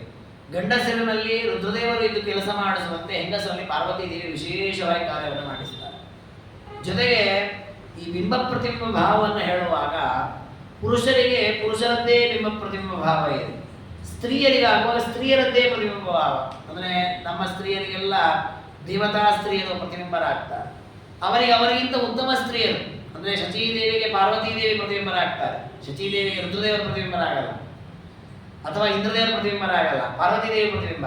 ಪಾರ್ವತೀ ದೇವಿ ಪ್ರತಿಬಿಂಬ ಯಾರು? ಭಾರತೀ ದೇವಿ. ಅಲ್ಲಿ ಮತ್ತೆ ಮುಖ್ಯ ಪ್ರಾಣನೋ ರುದ್ರದೇವರವರು ಯಾರು ಬರಲ್ಲ, ಭಾರತೀ ದೇವಿ, ಲಕ್ಷ್ಮೀ ದೇವಿ. ಈ ರೀತಿ ಬಿಂಬ ಪ್ರತಿಬಿಂಬ ಭಾವ ಹೇಳುವಾಗ ಶಾಸ್ತ್ರಗಳಲ್ಲಿ ಸ್ತ್ರೀಯರಿಗೆ ಸ್ತ್ರೀಯರೇ ಬಿಂಬ ಪ್ರತಿಬಿಂಬ ಭಾವ ರೂಪವಾಗಿ ಲಕ್ಷ್ಮೀ ದೇವಿ ತನಕ ಇದ್ದು, ಆ ಲಕ್ಷ್ಮಿಗೆ ನಾರಾಯಣನಲ್ಲಿ ಲಕ್ಷ್ಮೀ ರೂಪದಿಂದ ಬಿಂಬ ಪ್ರತಿಬಿಂಬ ಭಾವ ಇದೆ. ಹಾಗಾಗಿ ಹೇಳಿದ್ದು ಸ್ತ್ರೀ ಜನಸ್ಯ ಗತಿ ಪರ, ಸ್ತ್ರೀಯರಿಗೊಂದು ಮಾರ್ಗ ನೀನು ಅಂತ. ಅಂದರೆ ಲಯವಾಗುವಾಗ ಸ್ತ್ರೀಯರು ನಿನ್ನ ಮೂಲಕವೇ ಪರಮಾತ್ಮನನ್ನು ಹೊಂದುವಂತಹದ್ದು. ಹಾಗಾಗಿ ಸ್ತ್ರೀಯರಿಗೆ ಉಚಿತವಾದಂತಹ ಧರ್ಮವನ್ನು ನೀನು ಉಪದೇಶ ಮಾಡಬೇಕು. ಮಮ ಚಾರ್ಧಂ ಶರೀರಸ್ಯ ವಚಾರ್ಧೇನ ನಿರ್ಮಿತ, ನನ್ನ ಅರ್ಧಾಂಗಿಯಾಗಿ ನನ್ನ ದೇಹವನ್ನು ವ್ಯಾಪಿಸಿದವಳು ನೀನು. ಸುರ ಕಾರ್ಯವನ್ನು ಮಾಡುವಳು, ಸಜ್ಜನಿಗೆ ಅನುಗ್ರಹವನ್ನು ಮಾಡುವಳು ಅಂತ ಅವಳನ್ನು ಪ್ರಶಂಸೆ ಮಾಡಿ ಆ ಪಾರ್ವತೀ ದೇವಿಗೆ ಹೇಳ್ತಾರೆ, ಅಶೇಷತೋ ಸುಧರ್ಮಂ ವಿಸ್ತರೇಣನೆ, ವಿಸ್ತಾರವಾಗಿ ಸ್ತ್ರೀಧರ್ಮವನ್ನು ಉಪದೇಶ ಮಾಡು ಅಂತ. ಅದಕ್ಕೆ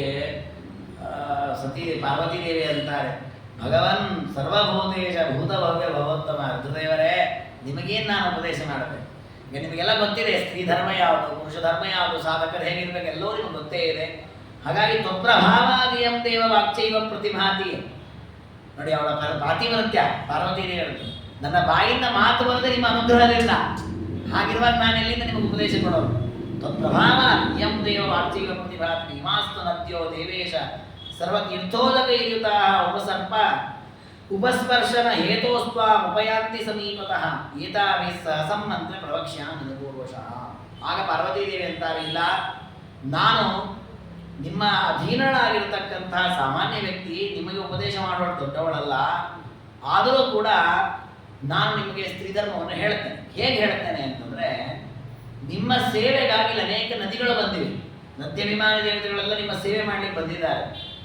ಅವರ ಸ್ಪರ್ಶನ ಅಂದರೆ ನಿಮ್ಮ ಪಾದಸ್ಪರ್ಶ ಮಾಡೋದ್ರಿಂದ, ಅಂದರೆ ರುದ್ರದೇವರ ಸ್ಪರ್ಶ ಮಾಡೋದ್ರಿಂದಾಗಿ ನದಿಗಳಲ್ಲೆಲ್ಲ ಪಾವಿತ್ರ್ಯ ಬರುತ್ತೆ. ಅಂದರೆ ನಾವೆಲ್ಲ ಸ್ನಾನ ಮಾಡ್ತೇವೆ, ಗಂಗಾ ನದಿ, ಯಮುನಾ ನದಿ, ಸಿಂಧು, ಗೋದಾವರಿ ನದಿಗಳಲ್ಲೆಲ್ಲ ಸ್ನಾನ ಮಾಡ್ತೇವೆ.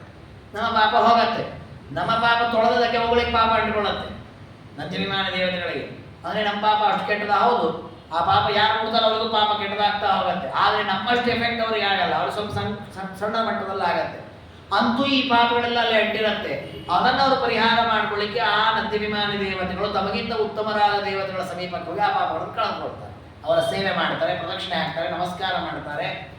ಇದನ್ನು ನಾವು ಮಧ್ವಾಚಾರ್ಯ ಚರಿತ್ರೆಯಲ್ಲೂ ಕಾಣಿದ್ದೇವೆ. ಮಧ್ವಾಚಾರ್ಯ ಗಂಗಾ ತೀರಕ್ಕೆ ಹೋದಾಗ ಗಂಗಾದೇವಿಯೇ ಒಂದು ಸ್ತ್ರೀ ರೂಪದಿಂದ ಬಂದು ಮಧ್ವಾಚಾರ್ಯ ನಮಸ್ಕಾರ ಮಾಡಿ ಹೋಗ್ತಾರೆ. ವಿದೂರತಸ್ಸ ಪ್ರಣನಾಮ ಮೂರ್ತ. ಯಾಕೆಂದ್ರೆ ಆ ದೊಡ್ಡ ತಮಗಿಂತ ಹಿರಿಯರ ಸೇವಾದಿಗಳನ್ನು ಮಾಡೋದ್ರಿಂದ ತಮ್ಮ ಪಾಪ ಕಳ್ಕೊಳ್ಳಿಕ್ಕೆ ಅನುಕೂಲವಾಗತ್ತೆ ಅಂತ. ಹಾಗಾಗಿ ಅವರು ಕೂಡ ಉಪಸ್ಪರ್ಶನ ಹೇತೋಸ್ವ ಉಪಯಾಂತಿ ಸಮೀಪದ, ನಿಮ್ಮ ಸ್ಪರ್ಶವನ್ನ ಮಾಡಿ ಪಾಪ ಕಳ್ಕೊಳ್ಳಬೇಕು ಅಂತ ಅನೇಕ ನದ್ಯಾಭಿಮಾನಿ ದೇವಿಗಳು ನಿಮ್ಮ ಹತ್ರ ಬರ್ತಾರೆ. ಅವರ ಜೊತೆಗೆ ಈ ವಿಷಯದ ಬಗ್ಗೆ ನಾನು ಚರ್ಚೆ ಮಾಡಿ ನಾನು ಉತ್ತರ ಹೇಳ್ತೇನೆ ಅಂತ ಪಾರ್ವತಿ. ನಾನು ನೇರವಾಗಿ ಸ್ತ್ರೀಧರ್ಮವನ್ನು ಹೇಳಲ್ಲ, ಅವ್ರ ಜೊತೆಗೆ ಮಾತನಾಡಿ ಅದನ್ನು ನಾನು ನಿಮ್ಗೆ ಉಪದೇಶ ಮಾಡ್ತೇನೆ. ಅದರಲ್ಲಿ ಮೊದಲಿನಿಂದ ಏನು ಸ್ತ್ರೀಧರ್ಮವನ್ನು ತಿಳ್ಕೊಳ್ಬಹುದು ಅಂತಂದ್ರೆ, ಪ್ರಭವನ್ಯೋ ಅನಹಂವಾದಿ ಸವೈ ಪುರುಷ ಉಚ್ಯತೆ. ಪುರುಷನಾದ ಲೋಕದಲ್ಲಿ ಹೇಗಿರಬೇಕು ಅಂತಂದ್ರೆ, ಎಂದೂ ಕೂಡ ಅವನ ಅಹಂಕಾರದಿಂದ ಕೂಡಿರಬಾರದು. ಅಹಂಕಾರಯುಕ್ತನಾದ ಅವನ ಪುರುಷ ಅಂತ ಕರೆಸ್ಕೊಳ್ಳಲ್ಲ. ನೀ ಎಷ್ಟೇ ಸಾಧನೆ ಮಾಡಿ, ಶಕ್ತಿಯನ್ನು ಸಂಪಾದನೆ ಮಾಡಿ, ದಕ್ಷವಾಗಿ ಕಾರ್ಯವನ್ನು ನಿರ್ವಹಣೆ ಮಾಡಿ ಅಹಂಕಾರವನ್ನು ಸಂಪಾದಿಸಬಾರದು. ಅಂಥವರನ್ನ ಪುರುಷ ಅಂತ ಕರೀತಾರೆ. ಅವನು ಯೋಗ್ಯ ಪುರುಷ. ಯಾರ ಅಹಂಕಾರ ಪಡ್ತಾನೋ ಅವನು ಅಯೋಗ್ಯ ಪುರುಷ. ಇನ್ನು ಸ್ತ್ರೀಯರಿಗಾಗುವಾಗ ಸ್ತ್ರೀಯರು ಎಂದೂ ಕೂಡ ಪುರುಷರನ್ನು ಅನುಕರಣೆ ಮಾಡಬಾರದು. ಇದು ಮೊದಲನೇ ಸ್ತ್ರೀ ಧರ್ಮ. ಪಾರ್ವತಿ ದೇವಿ ಹೇಳ್ತಾರೆ, ಸ್ತ್ರೀ ಚ ಭೂತೇಶ ಸತತಂ ಸ್ತ್ರೀಯಮೇವ ಅನುಧಾವತಿ. ಸ್ತ್ರೀಯರನ್ನೇ ಅವರು ಅನುಸರಿಸಬೇಕಾ. ಯಾವುದೋ ಪುರುಷ ಹಾಗೆ ಮಾಡ್ತಾನೆ ಅಂತ ನಾನು ಹಾಗೆ ಮಾಡ್ತೇನೆ ಅನ್ನೋದನ್ನು ಸ್ತ್ರೀಯರು ಎಂದೂ ಕೂಡ ಅನುಸರಣೆ ಮಾಡಬಾರದು. ಮಯಾ ಸಮ್ಮಾನಿತಾಶ್ಚೈವ ಭವಿಷ್ಯಂತಿ ಸರಿದ್ವರಾಹ.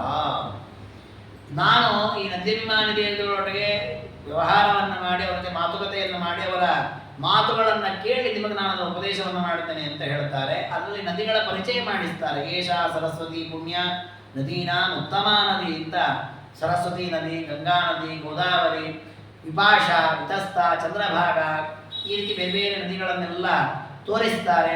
ಆ ನದಿಗಳನ್ನು ತೋರಿಸಿ ಆ ನದ್ಯಾಭಿಮಾನಿ ದೇವತೆಗಳ ಜೊತೆಗೆ ಪಾರ್ವತಿ ದೇವಿ ಮಾತುಕತೆ ಮಾಡುತ್ತಾರೆ. ಆ ಪುಣ್ಯ ನದಿಗಳ ಹತ್ರ ಹೇಳ್ತಾರೆ, ಅಯಂ ಭಗವತ ಪ್ರೋಕ್ತ ಪ್ರಶ್ನ ಸ್ತ್ರೀಧರ್ಮ ಸಂಶ್ರಿತ. ನಮ್ಮ ಮನೆಯವರು ಭಾರತದ ದೇವರು ಸ್ತ್ರೀಧರ್ಮದ ಬಗ್ಗೆ ಪ್ರಶ್ನೆ ಕೇಳ್ತಾ ಇದ್ದಾರೆ, ಇದಕ್ಕೆ ಉತ್ತರ ಕೊಡಬೇಕು ನಾವೀಗ ಅಂತ. ಆಗ ನದಿಗಳೇ ನೀವೇ ಹೇಳಿ ಅಂತ ಕೇಳ್ತಾರೆ. ದಿವ್ಯವ ಸಾಗರಗ ಮಾಸ್ತೇವ ಓಮಾನಯಾಮ್ಯಹಂ ಭಕ್ತಿವಿರ್ ಬುದ್ಧಿವಿಸ್ಮೀತ ಸ್ತ್ರೀಧರ್ಮಜ್ಞ ಶ್ರೀಸ್ಮಿತ. ಈ ಲೋಕದಲ್ಲಿ ಸ್ತ್ರೀಧರ್ಮವನ್ನು ಚೆನ್ನಾಗಿ ತಿಳಿದು ಉಪದೇಶ ಮಾಡೋರು ಯಾರಿದ್ದಾರೆ? ನೀವು ಅನೇಕ ಕಡೆಗಳಲ್ಲಿ ಹರಿದು ಸಂಚಾರ ಮಾಡತಕ್ಕಂಥವ್ರು, ನೀವೇ ಹೇಳಿ ಅಂತ ಆ ನದ್ಯಾಭಿಮಾನಿ ದೇವತೆಗಳ ಬಳಿಯಲ್ಲಿ ಕೇಳ್ತಾರೆ. ಆಗ ಅವರು ನಾನಾ ವಿಧವಾದ ಸ್ತ್ರೀಧರ್ಮಗಳಿವೆ ಶಾಸ್ತ್ರಗಳಲ್ಲಿ, ನೀನು ಕೇಳ್ತಾ ಇದ್ದಿ, ನಿಮ್ಮ ಹತ್ರ ಹೇಳುವ ದೊಡ್ಡವರು ನಾವಲ್ಲ. ಹಾಗಾಗಿ ಅವರು ಕೆಲವು ಮಾತುಗಳನ್ನು ಹೇಳಿದಂತೆ. ಅದರಲ್ಲಿಯೂ ಮೊದಲು ಗಂಗಾದೇವಿ, ನದ್ಯಾಭಿಮಾನಿಗಳಲ್ಲಿಯೇ ಮೊದಲಿಗರಾದಂತಹ ಗಂಗಾದೇವಿ ಮಾತನಾಡಿದಂತೆ, ಧನ್ಯಾಸ್ಮ್ಯನುಗೃಹೀತಾಸ್ಮಿ ದೇವಿ ಧರ್ಮಪರಾಯಣೆ ಯಾತ್ವಂ ಸರ್ವಜಗನ್ಮಾನ್ಯ ನದಿ ಮಾನಯಸೇನಗೆ. ನೋಡಿ, ಆ ಗಂಗಾದೇವಿ ಹೇಳ್ತಾರೆ ಪಾರ್ವತಿ ದೇವಿ ಹತ್ರ, ನೀನು ನಮ್ಮನ್ನೆಲ್ಲ ಗೌರವಿಸಿ ಸ್ತ್ರೀ ಧರ್ಮದ ಬಗ್ಗೆ ಪ್ರಶ್ನೆ ಮಾಡ್ತಾ ಇದೆಯಲ್ಲ, ನಿನಗೆ ಒಂದು ದೊಡ್ಡ ನಮಸ್ಕಾರ. ನೋಡಿ, ಯಾಕೆ ಈ ಮಾತು ಹೇಳ್ತಾರೆ ಅಂದ್ರೆ, ಯೋಗ್ಯತೆಯಲ್ಲಿ ಗಂಗಾದೇವಿಗಿಂತ ಉತ್ತಮ ಪಾರ್ವತಿ ದೇವಿ. ಆದ್ರೆ ಪಾರ್ವತಿ ದೇವಿ ಗಂಗಾದೇವಿ ಕೇಳ್ತಾ ಇದ್ದಾರೆ, ಸ್ತ್ರೀ ಧರ್ಮ ಏನು ಹೇಳು, ಸ್ತ್ರೀ ಧರ್ಮ ಏನು ಹೇಳು ಅಂತ. ಅದಕ್ಕಂದ್ರೆ ಗಂಗಾದೇವಿ, ನಾನು ಅಷ್ಟು ದೊಡ್ಡವಳಲ್ಲ, ಆದ್ರೂ ನನಗೆ ಈ ಗೌರವವನ್ನು ಕೊಡ್ತಾ ಇದ್ದಿ, ಮಾನಯಸೆ ನಮಗೆ ಶ್ಲಾಘನೆಯನ್ನು ಉಂಟು ಮಾಡ್ತಾ ಇದ್ದಿ, ಅದಕ್ಕೋಸ್ಕರ ನಿನ್ನ ಹತ್ರ ನಾನು ಮಾತನಾಡ್ತೇನೆ. ನೂನಂ ಜನನ ದುಷ್ಟಾತ್ಮ ಪಂಡಿತಾಖ್ಯಾಂ ಸಗಚ್ಚತಿ. ಆಗ ಗಂಗಾದೇವಿ ಸ್ತ್ರೀ ಧರ್ಮಕ್ಕೆ ಸಂಬಂಧಪಟ್ಟಂತೆ ಕೆಲವು ಮಾತುಗಳನ್ನು ಹೇಳ್ತಾರೆ. ಏನದು? ಜ್ಞಾನ ವಿಜ್ಞಾನ ಸಂಪನ್ನಾನ್ ಊಹಾಪೋಹ ವಿಶಾರದಾನ್ ಪ್ರವಕ್ತ್ರನ್ ಪೃಚ್ಛತೆ ಯೋನ್ಯಾನ್ ಸವೈ ನಾಪದ ಮೃಚ್ಛತಿ. ಲೋಕದಲ್ಲಿ ಒಂದು ವ್ಯವಸ್ಥೆ ಇರುತ್ತೆ. ಏನದು ಅಂತಂದ್ರೆ, ಯಾರು ಜ್ಞಾನಿಗಳು, ಹಿರಿಯರು, ವೃದ್ಧರು ಅಂತ ಇರ್ತಾರೆ, ಮತ್ತೆ ಒಳ್ಳೆ ಬುದ್ಧಿವಂತರು, ಯಾವುದನ್ನು ಯಾವ ರೀತಿ ವಿನಿಯೋಗ ಮಾಡಬೇಕು ಅಂತ ತಿಳ್ಕೊಂಡಿರ್ತಾರೆ, ಅಂಥವರ ಬಳಿಯಲ್ಲಿ ಪ್ರಶ್ನೆಯನ್ನು ಮಾಡಬೇಕು. ಅಂಥವರ ಬಳಿಯಲ್ಲಿ ಪ್ರಶ್ನೆ ಮಾಡಿದ್ರೆ ಬೇರೆಯವ್ರಿಗೆ ಪ್ರಶ್ನೆ ಮಾಡಿಬಿಟ್ರೆ ಅದು ಯೋಗ್ಯವಾದ ಫಲವನ್ನು ಕೊಡ್ಲಿಕ್ಕೆ ಆಗಲ್ಲ. ಯಾರು ಯುಕ್ತಾಯುಕ್ತವಾದ ವಿಚಾರವನ್ನು ಮಾಡಿ ಉತ್ತರ ಕೊಡ್ಲಿಕ್ಕೆ ಸಮರ್ಥರೋ ಅಂಥವರನ್ನ ಪ್ರಶ್ನೆ ಮಾಡಿದಾಗ ಆಪತ್ತಿನಿಂದ ಪಾರಾಗ್ಲಿಕ್ಕೆ ಆಗಲ್ಲ. ಈ ಜ್ಯೋತಿಷಾಸ್ತ್ರಗಳು ಆ ನಿಯಮ ಇದೆ. ಗ್ರಹಸ್ಥಿತಿಗಳ ಆಧಾರದಲ್ಲಿ ಅವರು ಫಲಗಳನ್ನು ಹೇಳ್ತಾರೆ. ಗುರು ಇಂತಹ ಸ್ಥಾನದಲ್ಲಿದ್ದಾನೆ, ಶುಕ್ರ ಇಂತಹ ಸ್ಥಾನದಲ್ಲಿದ್ದಾನೆ, ಅದಕ್ಕೆ ಇಂತಹ ಫಲ ಅಂತೆಲ್ಲ ಫಲಗಳನ್ನು ಹೇಳ್ತಾರೆ. ಈ ಫಲಗಳನ್ನು ಹೇಳುವಾಗ ಹೇಗೆ ಹೇಳೋದು?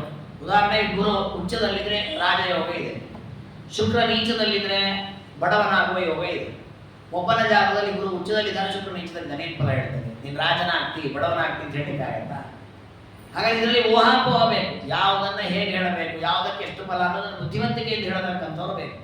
ಅಂಥವರೇನಿದ್ದಾರೆ ಅವರು ಮಾತ್ರ ಧರ್ಮವನ್ನು ಸರಿಯಾಗಿ ಹೇಳಲಿಕ್ಕೆ ಸಮರ್ಥರು, ಉಳಿದವರಲ್ಲ ಅಂತ ಮೊದಲು ಗಂಗಾದೇವಿ ಧರ್ಮವನ್ನು ತಿಳ್ಕೊಳ್ಳುವ ಬಗೆ ಹೇಗೆ ಅಂತ ಹೇಳ್ತಾರೆ. ಹೇಳಿ, ತ್ವಮೇವ ಅರ್ಹಸಿನೋ ದೇವಿ ಸ್ತ್ರೀ ಧರ್ಮಾನ್ ಅನುಭಾಷಿತು.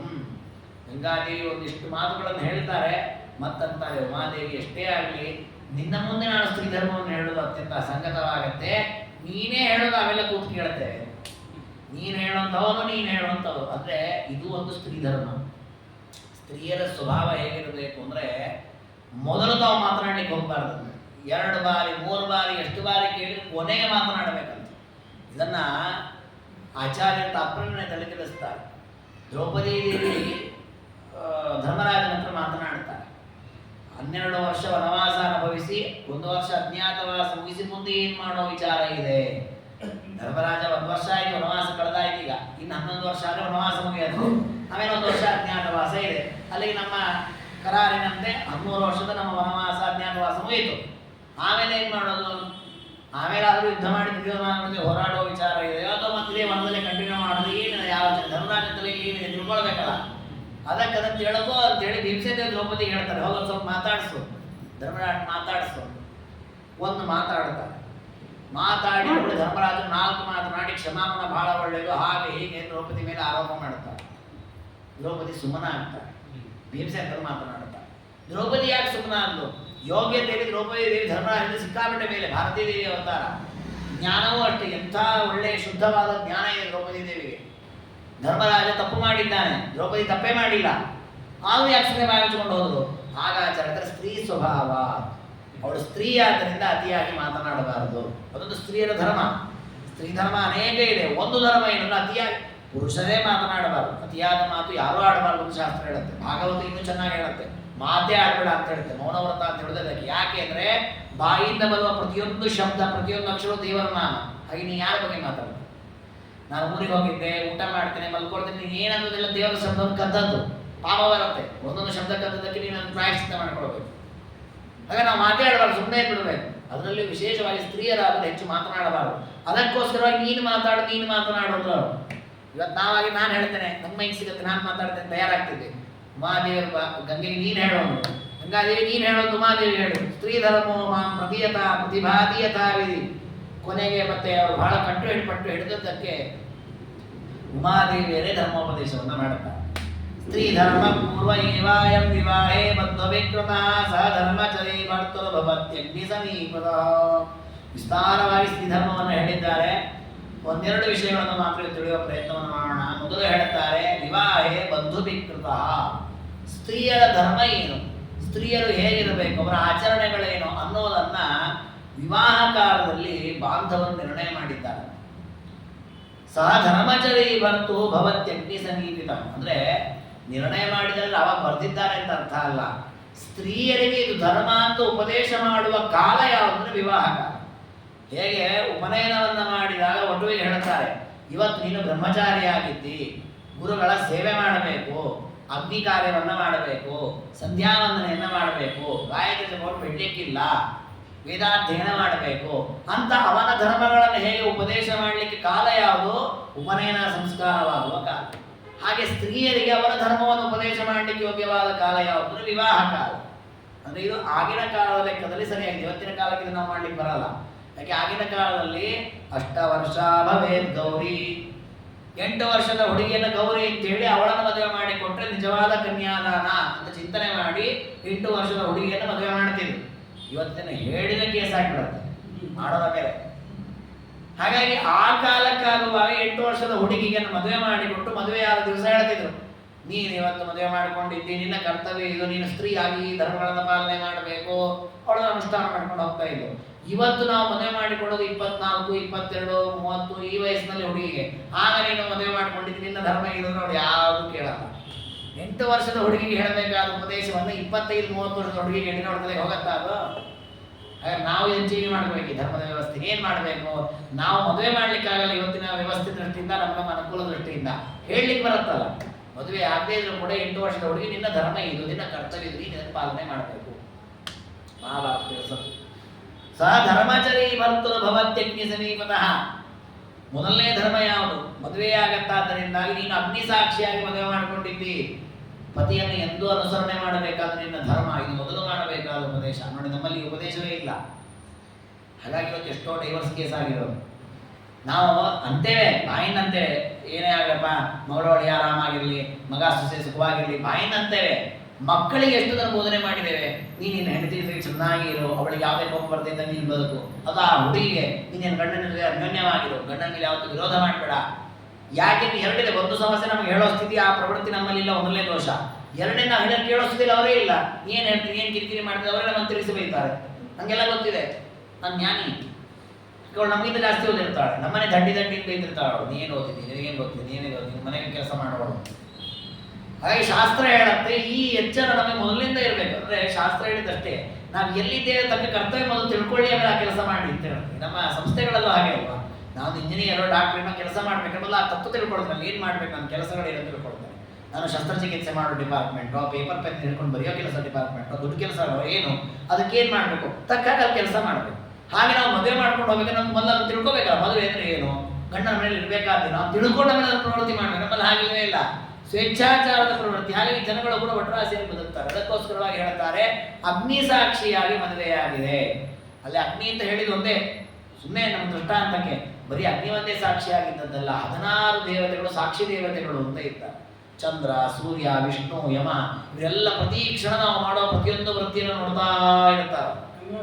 ನಾವು ನಿಂತ್ರೆ ಕೂತ್ರೆ ಎಲ್ಲವನ್ನೂ ನೋಡ್ತಿರ್ತಾರೋ. ನಾವು ಮದುವೆ ಮಾಡ್ಕೊಂಡಿದ್ದೇನೋ ನೋಡಿರ್ತಾರೋ.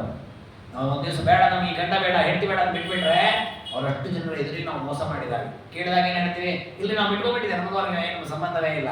ಏನು ಸಂಬಂಧ ಇಲ್ಲ, ಅವ್ರು ಅಷ್ಟು ಜನ ಸಾಕ್ಷಿಯಾಗಿ ಮದುವೆ ಮಾಡ್ಕೊಂಡಿದ್ವಿ. ಅದಕ್ಕೆ ನಾನು ಯಾವಾಗಲೂ ಹೇಳ್ತಿರ್ತೀನಿ, ಯಾರು ವಿಚ್ಛೇದನೆ ಆಗಬೇಕು ಅಂದ್ಕೊಂಡಿದ್ದೀವಿ ಆಚಾರ್ಯ ಅಂತ ಕೇಳ್ಕೊಂಬಂದ್ರೆ ನಾವು ಹೇಳ್ತೀನಿ, ನೀವು ಮದುವೆ ತಮ್ಮೆ ಎಲ್ಲ ಸಂಬಂಧಿಕರನ್ನು ಕರೀರಿ, ಎಲ್ರಿಗೂ ಅಕ್ಷತೆ ಕೊಡಿ, ಎಲ್ಲ ಅಗ್ನಿ ಹೋಮ ಮಾಡಿ ಅವ್ರ ಸಾಕ್ಷಿಯಾಗಿ ವಿಚ್ಛೇದನೆ ಮಾಡ್ತೀವಿ ಅಂತ ಅಕ್ಷತೆ ಹಾಕಿಸ್ಕೊಳ್ಳಿ, ಅವತ್ತು ನೀವು ಬಿಟ್ಕೊಂಡು ಹೋಗ್ರಿ. ಆಗ ಯಾರು ಮಾಡಲ್ಲ.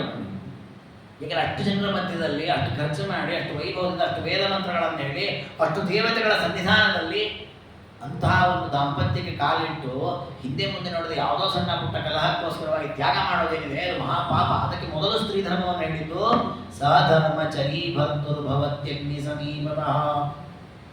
ಇನ್ನು ಪ್ರಧಾನವಾಗಿ ಸ್ತ್ರೀಯರು ಅಳವಡಿಸಿಕೊಳ್ಳಬೇಕಾದ ಗುಣ ಸುಸ್ವಭಾವ, ಸುವಚನ, ಸುವೃತ್ತ, ಸುಖದರ್ಶನ, ಅನನ್ಯಚಿತ್ತ, ಸುಮುಖಿ, ಭರ್ತುಸ್ಸ ಧರ್ಮಚಾರಿಣಿ.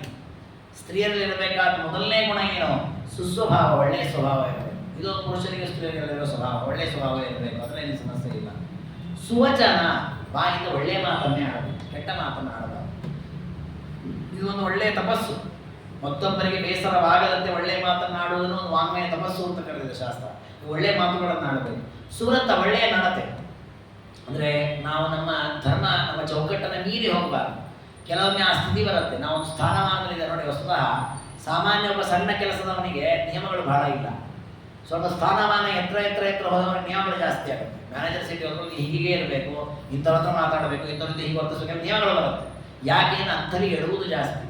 ಹಾಗೆ ಸ್ತ್ರೀಯರಿಗೆ ಎಡವಲಿಕ್ಕೆ ಅವಕಾಶಗಳಿದೆ. ಯಾಕೆ? ಪರಪುರುಷರಿಂದಾಗಿ ಆ ರೀತಿ ಏನೇನೋ ಸಮಸ್ಯೆಗಳು ಎದುರಾಗಬಹುದು. ಅದಕ್ಕೋಸ್ಕರವಾಗಿ ಹೇಳ್ತಾರೆ ಸುವೃತ್ತ ಸುಖದರ್ಶನ. ಪತಿಗೆ ಅತ್ಯಂತ ಸುಖವನ್ನು ಕೊಡುವಂತಹ ನೋಟ ಇರಬೇಕು. ಅನನ್ಯ ಚಿತ್ತ ಸುಮುಖಿ ಭರ್ತುಸ್ವ ಧರ್ಮಚಾರಿಣಿ. ಅನನ್ಯ ಚಿತ್ತ, ಪತಿ ಸಮೀಪದಲ್ಲಿರುವಾಗ ಬೇರೆ ಕಡೆ ಮನಸ್ಸನ್ನು ಹೇಳೋದು ಇದೊಂದು ಪಾಪ. ಹಾಗೆ ಮಾಡಬಾರ್ದು. ಪತಿ ಎದುರಿದ್ದಾಗ ಅವನ ವಿಷಯದಲ್ಲಿಯೇ ಆಸಕ್ತರಾಗಿರ್ಬೇಕು. ಅವನ ವಿಷಯದಲ್ಲಿ ಆಸಕ್ತಿ ಏನೋ ಪತಿ ಏನ್ ಬೇಕು, ಏನ್ ಕೇಳ್ತಾನೆ, ಏನ್ ಬೇಕು ಅದು ತಕ್ಕ ವ್ಯವಹಾರವನ್ನು ತಾನು ಮಾಡ್ತಾ ಇರಬೇಕು. ನೋಡಿ ಇದೆಲ್ಲ ನೋಡಿ ಸಣ್ಣ ಸಣ್ಣ ಪುಣ್ಯ ಸಂಪಾದನೆ, ಅಷ್ಟರಲ್ಲೇ ಪಾಪ ಸಂಪಾದನೆ ಆಗುತ್ತೆ. ಕೆಲವೊಮ್ಮೆ ಹಾಗೆ ಆಗುತ್ತೆ ನೋಡಿ. ನಾವು ಯಾವುದೋ ವಿಚಾರ ತಲೆ ಕೆಡಿಸ್ಕೊಂಡ್ಬಿಟ್ಟಿರ್ತೇವೆ. ಮತ್ತೆ ಮನೆ ಗಂಡ ಬರ್ತಾನೆ, ಅವನೊಂದಿಷ್ಟು ಮಾತಾಡ್ತಾನೆ, ಹೇಳ್ತಾನೆ, ಕೇಳ್ತಾನೆ, ಗೊತ್ತಿಲ್ಲ, ಸುಮ್ಮನೆ ಪಾಪ ಸಂಪಾದನೆ. ನಮಗೇನೋ ಅಸಮಾಧಾನ ಇದೆ, ಗಂಡ ಮಾಡಿದ್ದಲ್ಲ ಮಗ ಮಾಡಿದ್ದು, ಅದು ಇನ್ಯಾವುದೋ ವಿಷಯಕ್ಕೆ ತಲೆ ಕೆಡಿಸ್ಕೊಳ್ಳೋದು, ಯಾವುದೋ ವಿಷಯ ಅದು ನಾವು ಪತಿಯ ವಿಷಯದಲ್ಲಿ ಆ ರೀತಿ ನಡ್ಕೊಂಡೋದಕ್ಕೆ ಪಾಪ. ನಾವು ಮಾಡಿದ ತಪ್ಪೇ ಅದು. ಇದು ಬರೀ ಸ್ತ್ರೀಯರಿಗೆ ಮಾಡಿದ ಧರ್ಮ ಅಂತೇನಲ್ಲ. ಈಗ ಗಂಡನಾದವನು ಹೆಂಡತಿಗೆ ಏನೋ ಸಮಸ್ಯೆ ಆಗಿರುತ್ತೆ, ಅವಳಿಗೇನೋ ಸಮಸ್ಯೆ ಇರ್ತಾಳೆ, ಇವನಿಗೇನೋ ಅಪ್ಸೆಟ್ ಆಗಿ ಅವಳನ್ನು ನೋಡೋದಿಲ್ಲ, ಅವಳ ಸಮಸ್ಯೆ ಕೇಳೋದಿಲ್ಲ, ಮಾತ್ರ ಇವನಿಗೆ ಪಾಪ ಬರುತ್ತೆ.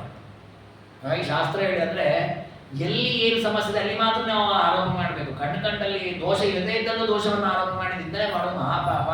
ಹಾಗಾಗಿ ಅನನ್ಯ ಚಿತ್ತ, ಬೇರೆ ಕಡೆ ಮನಸ್ಸಿನಿಂದ ವ್ಯಗ್ರಣ ಆಗದೆ ಪತಿಯ ಪರಳಾಗಿರಬೇಕು. ಅವಳು ಧರ್ಮಚಾರಿಣಿ ಅಂತ ಕಳಿಸಿಕೊಡ್ತಾರೆ. ಇದೊಂದು ಪತಿವ್ರತ ಧರ್ಮ. ಸಾ ಭವೇ ಧರ್ಮಪರಮ ಸಾ ಭವೇ ಧರ್ಮಭಾಗಿನಿ ದೇವವತ್ ಸತತಂ ಸಾಧ್ವಿ ಯಾ ಭರ್ತಾರಂ ಪಶ್ಯತಿ. ವಿಶೇಷವಾಗಿ ಪತಿವ್ರತೆ ಅಂತ ಕರೆಯೋದು ಯಾವಾಗ ಅಂದ್ರೆ ತನ್ನ ಪತಿಯನ್ನ ದೇವತೆಯಂತೆ ಕಾಣಬೇಕು. ದೇವತೆಯಂತೆ ಕಾಣೋದು ಏನರ್ಥ? ದೇವತೆ ಅಂದ್ರೆ ದೇವಲೋಕದಲ್ಲಿ ಇರ್ತಾನೆ, ಕಾಲ ಕಾಲಕ್ಕೆಲ್ಲ ಒಳ್ಳೆ ಸುಖಾದಿಗಳನ್ನು ಕೊಡ್ತಾನೆ, ದೊಡ್ಡ ಸ್ಥಾನದಲ್ಲಿರತಕ್ಕ ವ್ಯಕ್ತಿ, ನಮಗೆ ಪೂಜ್ಯ ಅನ್ನೋ ಭಾವನೆ ನಮಗೆ ಹೇಗಿದೆ ಹಾಗೆ ನಮ್ಮ ಗಂಡನ ವಿಷಯದಲ್ಲಿ ಆಗಿರಬೇಕು. ಇವರು ನಮಗೆ ಪೂಜ್ಯರಾದವರು, ಇವರು ನಮಗೆ ಯಾವತ್ತೂ ಒಳ್ಳೆಯದನ್ನೇ ಮಾಡ್ತಾರೆ. ವಸ್ತು ವಿಪರೀತವಾಗಿ ಗಂಡ ಇದ್ದಿರಬಹುದು, ನಾವು ಮದುವೆ ಮಾಡ್ಕೊಂಡಿರೋ ಗಂಡ ಕೆಟ್ಟವನಾಗಿರ್ಬೋದು, ಒಳ್ಳೆಯವನೇ ಆಗ್ಬೇಕು ಅಂತೇನಿಲ್ಲ. ಹುಡುಗನಾಗಿರ್ಬೋದು, ವ್ಯಭಿಚಾರ ಮಾಡೋನಾಗಿರ್ಬೋದು, ಅನ್ಯಾಯ ಮಾಡೋನಾಗಿರ್ಬೋದು, ನಾವು ಕೇಳಿದ್ರೆ ಕೊಡದೇ ಇರೋ ಕೆಡುಕನೇ ಆಗಿರ್ಬೋದು. ನಮ್ಮ ಮನಸ್ಸಲ್ಲಿ ಮೊದಲಿರಬೇಕಾದ ಭಾವನೆ ಏನಂದ್ರೆ ಇವತ್ತಿಂದ ನನಗೆ ಒಳ್ಳೆಯದಾಗತ್ತೆ ಅನ್ನೋ ಭಾವನೆ ಇರಬೇಕು. ಯಾಕಂದ್ರೆ ದೇವರ ಯೋಜನೆ ಮಾಡಿ ಕೊಟ್ಟಿದ್ದಾನೆ, ಇವನ ಗಂಡ ಅಂತ ಕಟ್ಟಿ ಹಾಕಿದ್ದಾನೆ, ಇವನಲ್ಲಿ ದೇವರಿದ್ದಾನೆ. ಹಾಗೆ ಪತಿದೇವರು ಅಂತಲೇ ಅವನು ಕರೆಯುವಂಥದ್ದು. ಆಗ ಆ ಭಾವನೆ ಮೊದಲು ನಮ್ಮಲ್ಲಿ ಇರಬೇಕು. ಅದಿತ್ತು ಅಂದ್ರೆ ಇವತ್ತರ ನಾಳೆ ಆ ಪತಿಯನ್ನು ಸರಿ ಮಾಡ್ಕೋಬಹುದಂತೆ, ಸರಿ ಆಗ್ತಾರಂತ. ನಮಗೆ ಆ ಭಾವನೆಯೇ ಇಲ್ಲ. ನನ್ನ ಮಾತು ಕೇಳಲ್ಲ, ನನಗೆ ಎಷ್ಟು ದುಡ್ಡು ಬೇಕಾದ್ರೂ ಕೊಡ್ಲಿಲ್ಲ, ಇಂಥವ್ರಿಗೆ ನಾನಾಗಿ ಸಂಸಾರ ಮಾಡಲಿ ಅಂತ ಮೇಲೆ ವಿರೋಧವನ್ನೇ ಮಾಡಿ ನಾವು ಪ್ರವೃತ್ತರಾದ್ರೆ ಸಂಸಾರ ಹಾಳಾಗ್ತಾ ಹೋಗುತ್ತೆ. ಪುರಾಣದಲ್ಲಿ ಮಹಾಭಾರತದ ಒಂದು ಕಥೆಯೇ ಇದೆ. ಒಬ್ಬಳು ಎಷ್ಟು ಪತಿವ್ರತೆಯಾಗಿದ್ಲು ಅಂತಂದ್ರೆ ತನ್ನ ಗಂಡ ಪರಸ್ತ್ರೀ ಜೊತೆ ಸಂಭೋಗ ಮಾಡ್ತಾನೆ ಅಂತ ಗೊತ್ತಿರುತ್ತೆ. ಎಷ್ಟರ ಮಟ್ಟಿಗೆ ಅಂತಂದ್ರೆ ಅವನು ರೋಗಗ್ರಸ್ತನಾಗಿರ್ತಾನೆ, ಅವನಿಗೆ ಅವಳ ಜೊತೆ ಭೋಗ ಮಾಡಬೇಕು ಅಂತ ಆಸೆ ಆಗತ್ತೆ. ತಾನೇ ಅವನನ್ನು ಹೊತ್ಕೊಂಡು ಹೋಗಿ ಅವ್ರ ಮನೆಗೆ ಬಿಟ್ಟು ಬರ್ತಾಳೆ, ಹೊರಗೆ ಕೂತಿರ್ತಾಳೆ ಕಾಯ್ಕೊಂಡು ಅವ್ನು ಬರೋ ತನಕ. ಯಾಕೆ? ತಾನಷ್ಟು ಪತಿಗೆ ಪರಳಾಗಿರ್ಬೇಕು, ಪತಿ ಇಚ್ಛೆಯನ್ನು ನಾನು ನೆರವೇರಿಸಬೇಕು ಅಂತ. ಅವಳ ತಪಸ್ಸಿನ ಪ್ರಭಾವ ಎಂಥದ್ದು, ಗಂಡನಿಗೆ ಮರಣ ಸಮೀಪಿಸ್ತದೆ. ಋಷಿಗಳು ಹೇಳ್ತಾರೆ, ನಾಳೆ ಬೆಳಿಗ್ಗೆ ಸೂರ್ಯೋದಯ ನಿನ್ನ ಗಂಡ ಸತ್ತು ಹೋಗ್ತಾನೆ, ಅಂಥವ್ರೊಂದಿಗೆ ಏನ್ ಮಾಡ್ತಾ ಇದ್ದೀನಿ ಅಂತ. ಅವಳು ಒಂದೇ ಮಾತಾಡಿದ್ರು, ನಾಳೆ ಬೆಳಿಗ್ಗೆ ಸೂರ್ಯೋದಯವೇ ಆಗೋದು ಬೇಡ, ಸೂರ್ಯೋದಯವೇ ಆಗೋದಿಲ್ಲ, ಅಷ್ಟು ಪತಿವ್ರತೆ ಬರ್ತದೆ. ಇದೆಲ್ಲ ಬಂದದ್ದು ಹೇಗೆ ಅಂದ್ರೆ ಪತಿಯಲ್ಲಿ ಪರಮಾತ್ಮನನ್ನು ಕಂಡು ನನ್ನ ಕರ್ತವ್ಯವನ್ನು ನಿರ್ವಹಣೆ ಮಾಡುವುದೇನಿದೆ ಇದಕ್ಕೆ ಬಹಳ ಫಲ ಇದೆ. ದುರಂತ ಅಂದ್ರೆ ಇವತ್ತು ಅಂಥ ಘೋರ ಸನ್ನಿವೇಶ ಏನಿಲ್ಲ. ನಮ್ಮ ಗಂಡ ಕೆಟ್ಟವನಿರ್ಬೋದು, ಹೇಳಿದ್ ಕೇಳದೇ ಇರ್ಬೋದು, ಆದ್ರೆ ಅವನು ಇಷ್ಟು ಅನ್ಯಾಯ ಮಾಡುವಂಥವನೇನಿಲ್ಲ. ಅದು ನಾವು ಸಣ್ಣ ಪುಟ್ಟ ವಿಷಯಕ್ಕೆ ಕಲಹ ಮಾಡ್ಕೊಳ್ತೇವೆ, ಒದ್ದಾಡ್ತೇವೆ. ಹಾಗೆ ಮಾಡ್ಕೊಳ್ಳಬಾರ್ದು. ಅದಕ್ಕೆ ಸ್ತ್ರೀಯರಿಗಾಗುವಾಗ ಧರ್ಮಗಳನ್ನು ಹೇಳಿದ್ದ. ನಮಗೆ ಕೆಲವೊಮ್ಮೆ ಅನ್ಸುತ್ತೆ, ಅಲ್ಲ ಸ್ತ್ರೀಯರಿಗೆ ಯಾಕೆ ಹೇಳಬೇಕು, ಪುರುಷರಿಗೆ ಹೇಳಿದ್ರೆ ಬರ್ತಿತ್ತಲ್ಲ. ಸ್ತ್ರೀ ಧರ್ಮದ ಉಪದೇಶ ಮಾಡೋದು ಪುರುಷ ಧರ್ಮ ಅಂತ ನೀವೇ ಗಂಡಂದ್ರೆ ಅಡ್ಜಸ್ಟ್ ಆಗಿದೆ ಅಂತ ಹೇಳಿದ್ರೆ ಬರ್ತಿತ್ತಲ್ಲ. ಕಾರಣ ಇಷ್ಟೇ, ಈ ಸ್ವಭಾವ ಅಂತ ಇರುತ್ತೆ. ಒಂದೊಂದು ವಸ್ತುವಿಗೆ ಒಂದೊಂದು ಸ್ವಭಾವ ಇರುತ್ತೆ. ಹಾಗೆ ಸಹಜವಾಗಿ ಪುರುಷ ದೇಹ, ಜಡವಾದ ದೇಹಕ್ಕೆ ಸ್ವಭಾವ ಒರಟು ಸ್ವಭಾವ. ಸ್ತ್ರೀಯರ ದೇಹಕ್ಕೆ ಸ್ವಭಾವವೇ ಕ್ಷಮಾ ಸ್ವಭಾವ. ಅದು ಸ್ವಭಾವ ಒಳಗಿರ್ತಕ್ಕ ಜೀವ, ಅವನ ಕರ್ಮ, ಅವನ ಪ್ರವೃತ್ತಿ ಅದು ಏನೋ ಇರಬಹುದು. ದೇಹದ ಸ್ವಭಾವವೇ ಸಹಜವಾಗಿ ಸ್ತ್ರೀಯರ ದೇಹದ ಸ್ವಭಾವ ಸಹಿಸುವಂತಹ ಸ್ವಭಾವ ದೇವರು ಕೊಟ್ಟಿದ್ದಾರಲ್ಲ. ಅದಕ್ಕೆ ಶಾಸ್ತ್ರ ಹೇಳ್ತೀನಿ, ನಿನ್ನ ದೇಹಕ್ಕೆ ಆ ಗುಣ ಇದೆ, ನೀನನ್ನು ಅಳವಡಿಸ್ಕೋ, ಉತ್ತಮವಾದ ಫಲವನ್ನು ಪಡಿತೀವಿ. ಅವನ ದೇಹಕ್ಕೆ ಆ ಸ್ವಭಾವ ಇಲ್ಲ, ಸಹಿಸಿಕೊಳ್ಳೋ ಸ್ವಭಾವ ಇಲ್ಲ. ಅವನು ಮಾನಸಿಕವಾಗಿ ದೃಢನಾಗಿ ಆ ಕಾರ್ಯವನ್ನು ಮಾಡಬಹುದು, ಆಗಲ್ಲ ಅಂತೇನಿಲ್ಲ. ನಾವು ಅದನ್ನು ಅವನಿಗೆ ಹೇರಬೇಕು. ಇದು ನಿನ್ನಲ್ಲಿ ಸಹಜವಾಗಿದೆ, ದೇಹದ ಜೊತೆಗೇ ಬಂದಿದೆ. ಹಾಗೆ ಆ ಗುಣ ದೇವರು ಕೊಟ್ಟಿದ್ದಾನಾದ ಕಾರಣ ಸದುಪಯೋಗ ಮಾಡಿಕೊಂಡು ಪುಣ್ಯ ಸಂಪಾದಿಸಬಹುದು ಅನ್ನೋದಕ್ಕೋಸ್ಕರವಾಗಿ ಶಾಸ್ತ್ರಗಳು ಈ ಸ್ತ್ರೀ ಧರ್ಮವನ್ನು ಹೇಳಿದೆ. ಹೀಗೆ ಅನೇಕ ಸ್ತ್ರೀಯರು ಯಾವ ರೀತಿ ಪುಣ್ಯವನ್ನು ಸಂಪಾದಿಸಬಹುದು, ಯಾವ ರೀತಿ ಪರಮಾತ್ಮನಿಗೆ ಪ್ರಿಯರಾಗಬಹುದು ಅಂತ ಒಂದು ಕೆಲವು ಧರ್ಮಗಳನ್ನು ನಿರೂಪಣೆ ಮಾಡಿದ್ದಾರೆ. ಅದನ್ನು ಮತ್ತೆ ನಾಳೆ ದಿನ ತಿಳ್ಕೊಳ್ಳೋಣ ಅಂತ ಹೇಳ್ತಾ ಇವತ್ತಿನ ಈ ಚಿಂತನೆಯನ್ನ ಗುರುಗಳ ಅಂತರ್ಯಾಯ ಪಂಚಪತಿ ಗೋಪಾಲಕೃಷ್ಣನ ಪಾದಾರವಿಂದಗಳಲ್ಲಿ ಸಮರ್ಪಣೆ ಮಾಡೋಣ. ವಸ್ತುತಃ ನಾವು ಅಂದ್ಕೊಂಡ ಪ್ರಕಾರ ಇವತ್ತು ಮುಗಿಸಬೇಕಿತ್ತು, ಆದರೆ ನನಗೆ ನಾಳೆ ನಾಡಿನ ಮುಂದಿನ ಉಪನ್ಯಾಸವನ್ನು ಕೊಟ್ಟಿದ್ದಾರೆ. ಆದ್ದರಿಂದ ಚೂರು ಉಳಿದ ಸ್ತ್ರೀ ಧರ್ಮದ ಭಾಗವನ್ನು ನಾಳೆ ಹೇಳಿ ಮತ್ತೆ ಮುಂದಿನ ವಿಷಯದ ಉಪನ್ಯಾಸವನ್ನು ಮಾಡೋಣ ಅಂತ ಹೇಳ್ತಾ ಈ ಚಿಂತನೆಯನ್ನು ಗುರುಗಳ ಅಂತರ್ಯಾಯ ಪಂಚಪತಿ ಗೋಪಾಲಕೃಷ್ಣನಿಗೆ ಅರ್ಪಣೆ ಮಾಡೋಣ. ಸರ್ವ ಸಂಪೂರ್ಣ ಸರ್ವದೋಷ ವಿವರ್ಜಿತ ಪ್ರಿಯತಾಂ ಪ್ರೀತಯೇವ ವಿಷ್ಣುಮೇ ಪರಮಸ್ಯ ಶ್ರೀಕೃಷ್ಣಾರ್ಪಣಮಸ್ತು.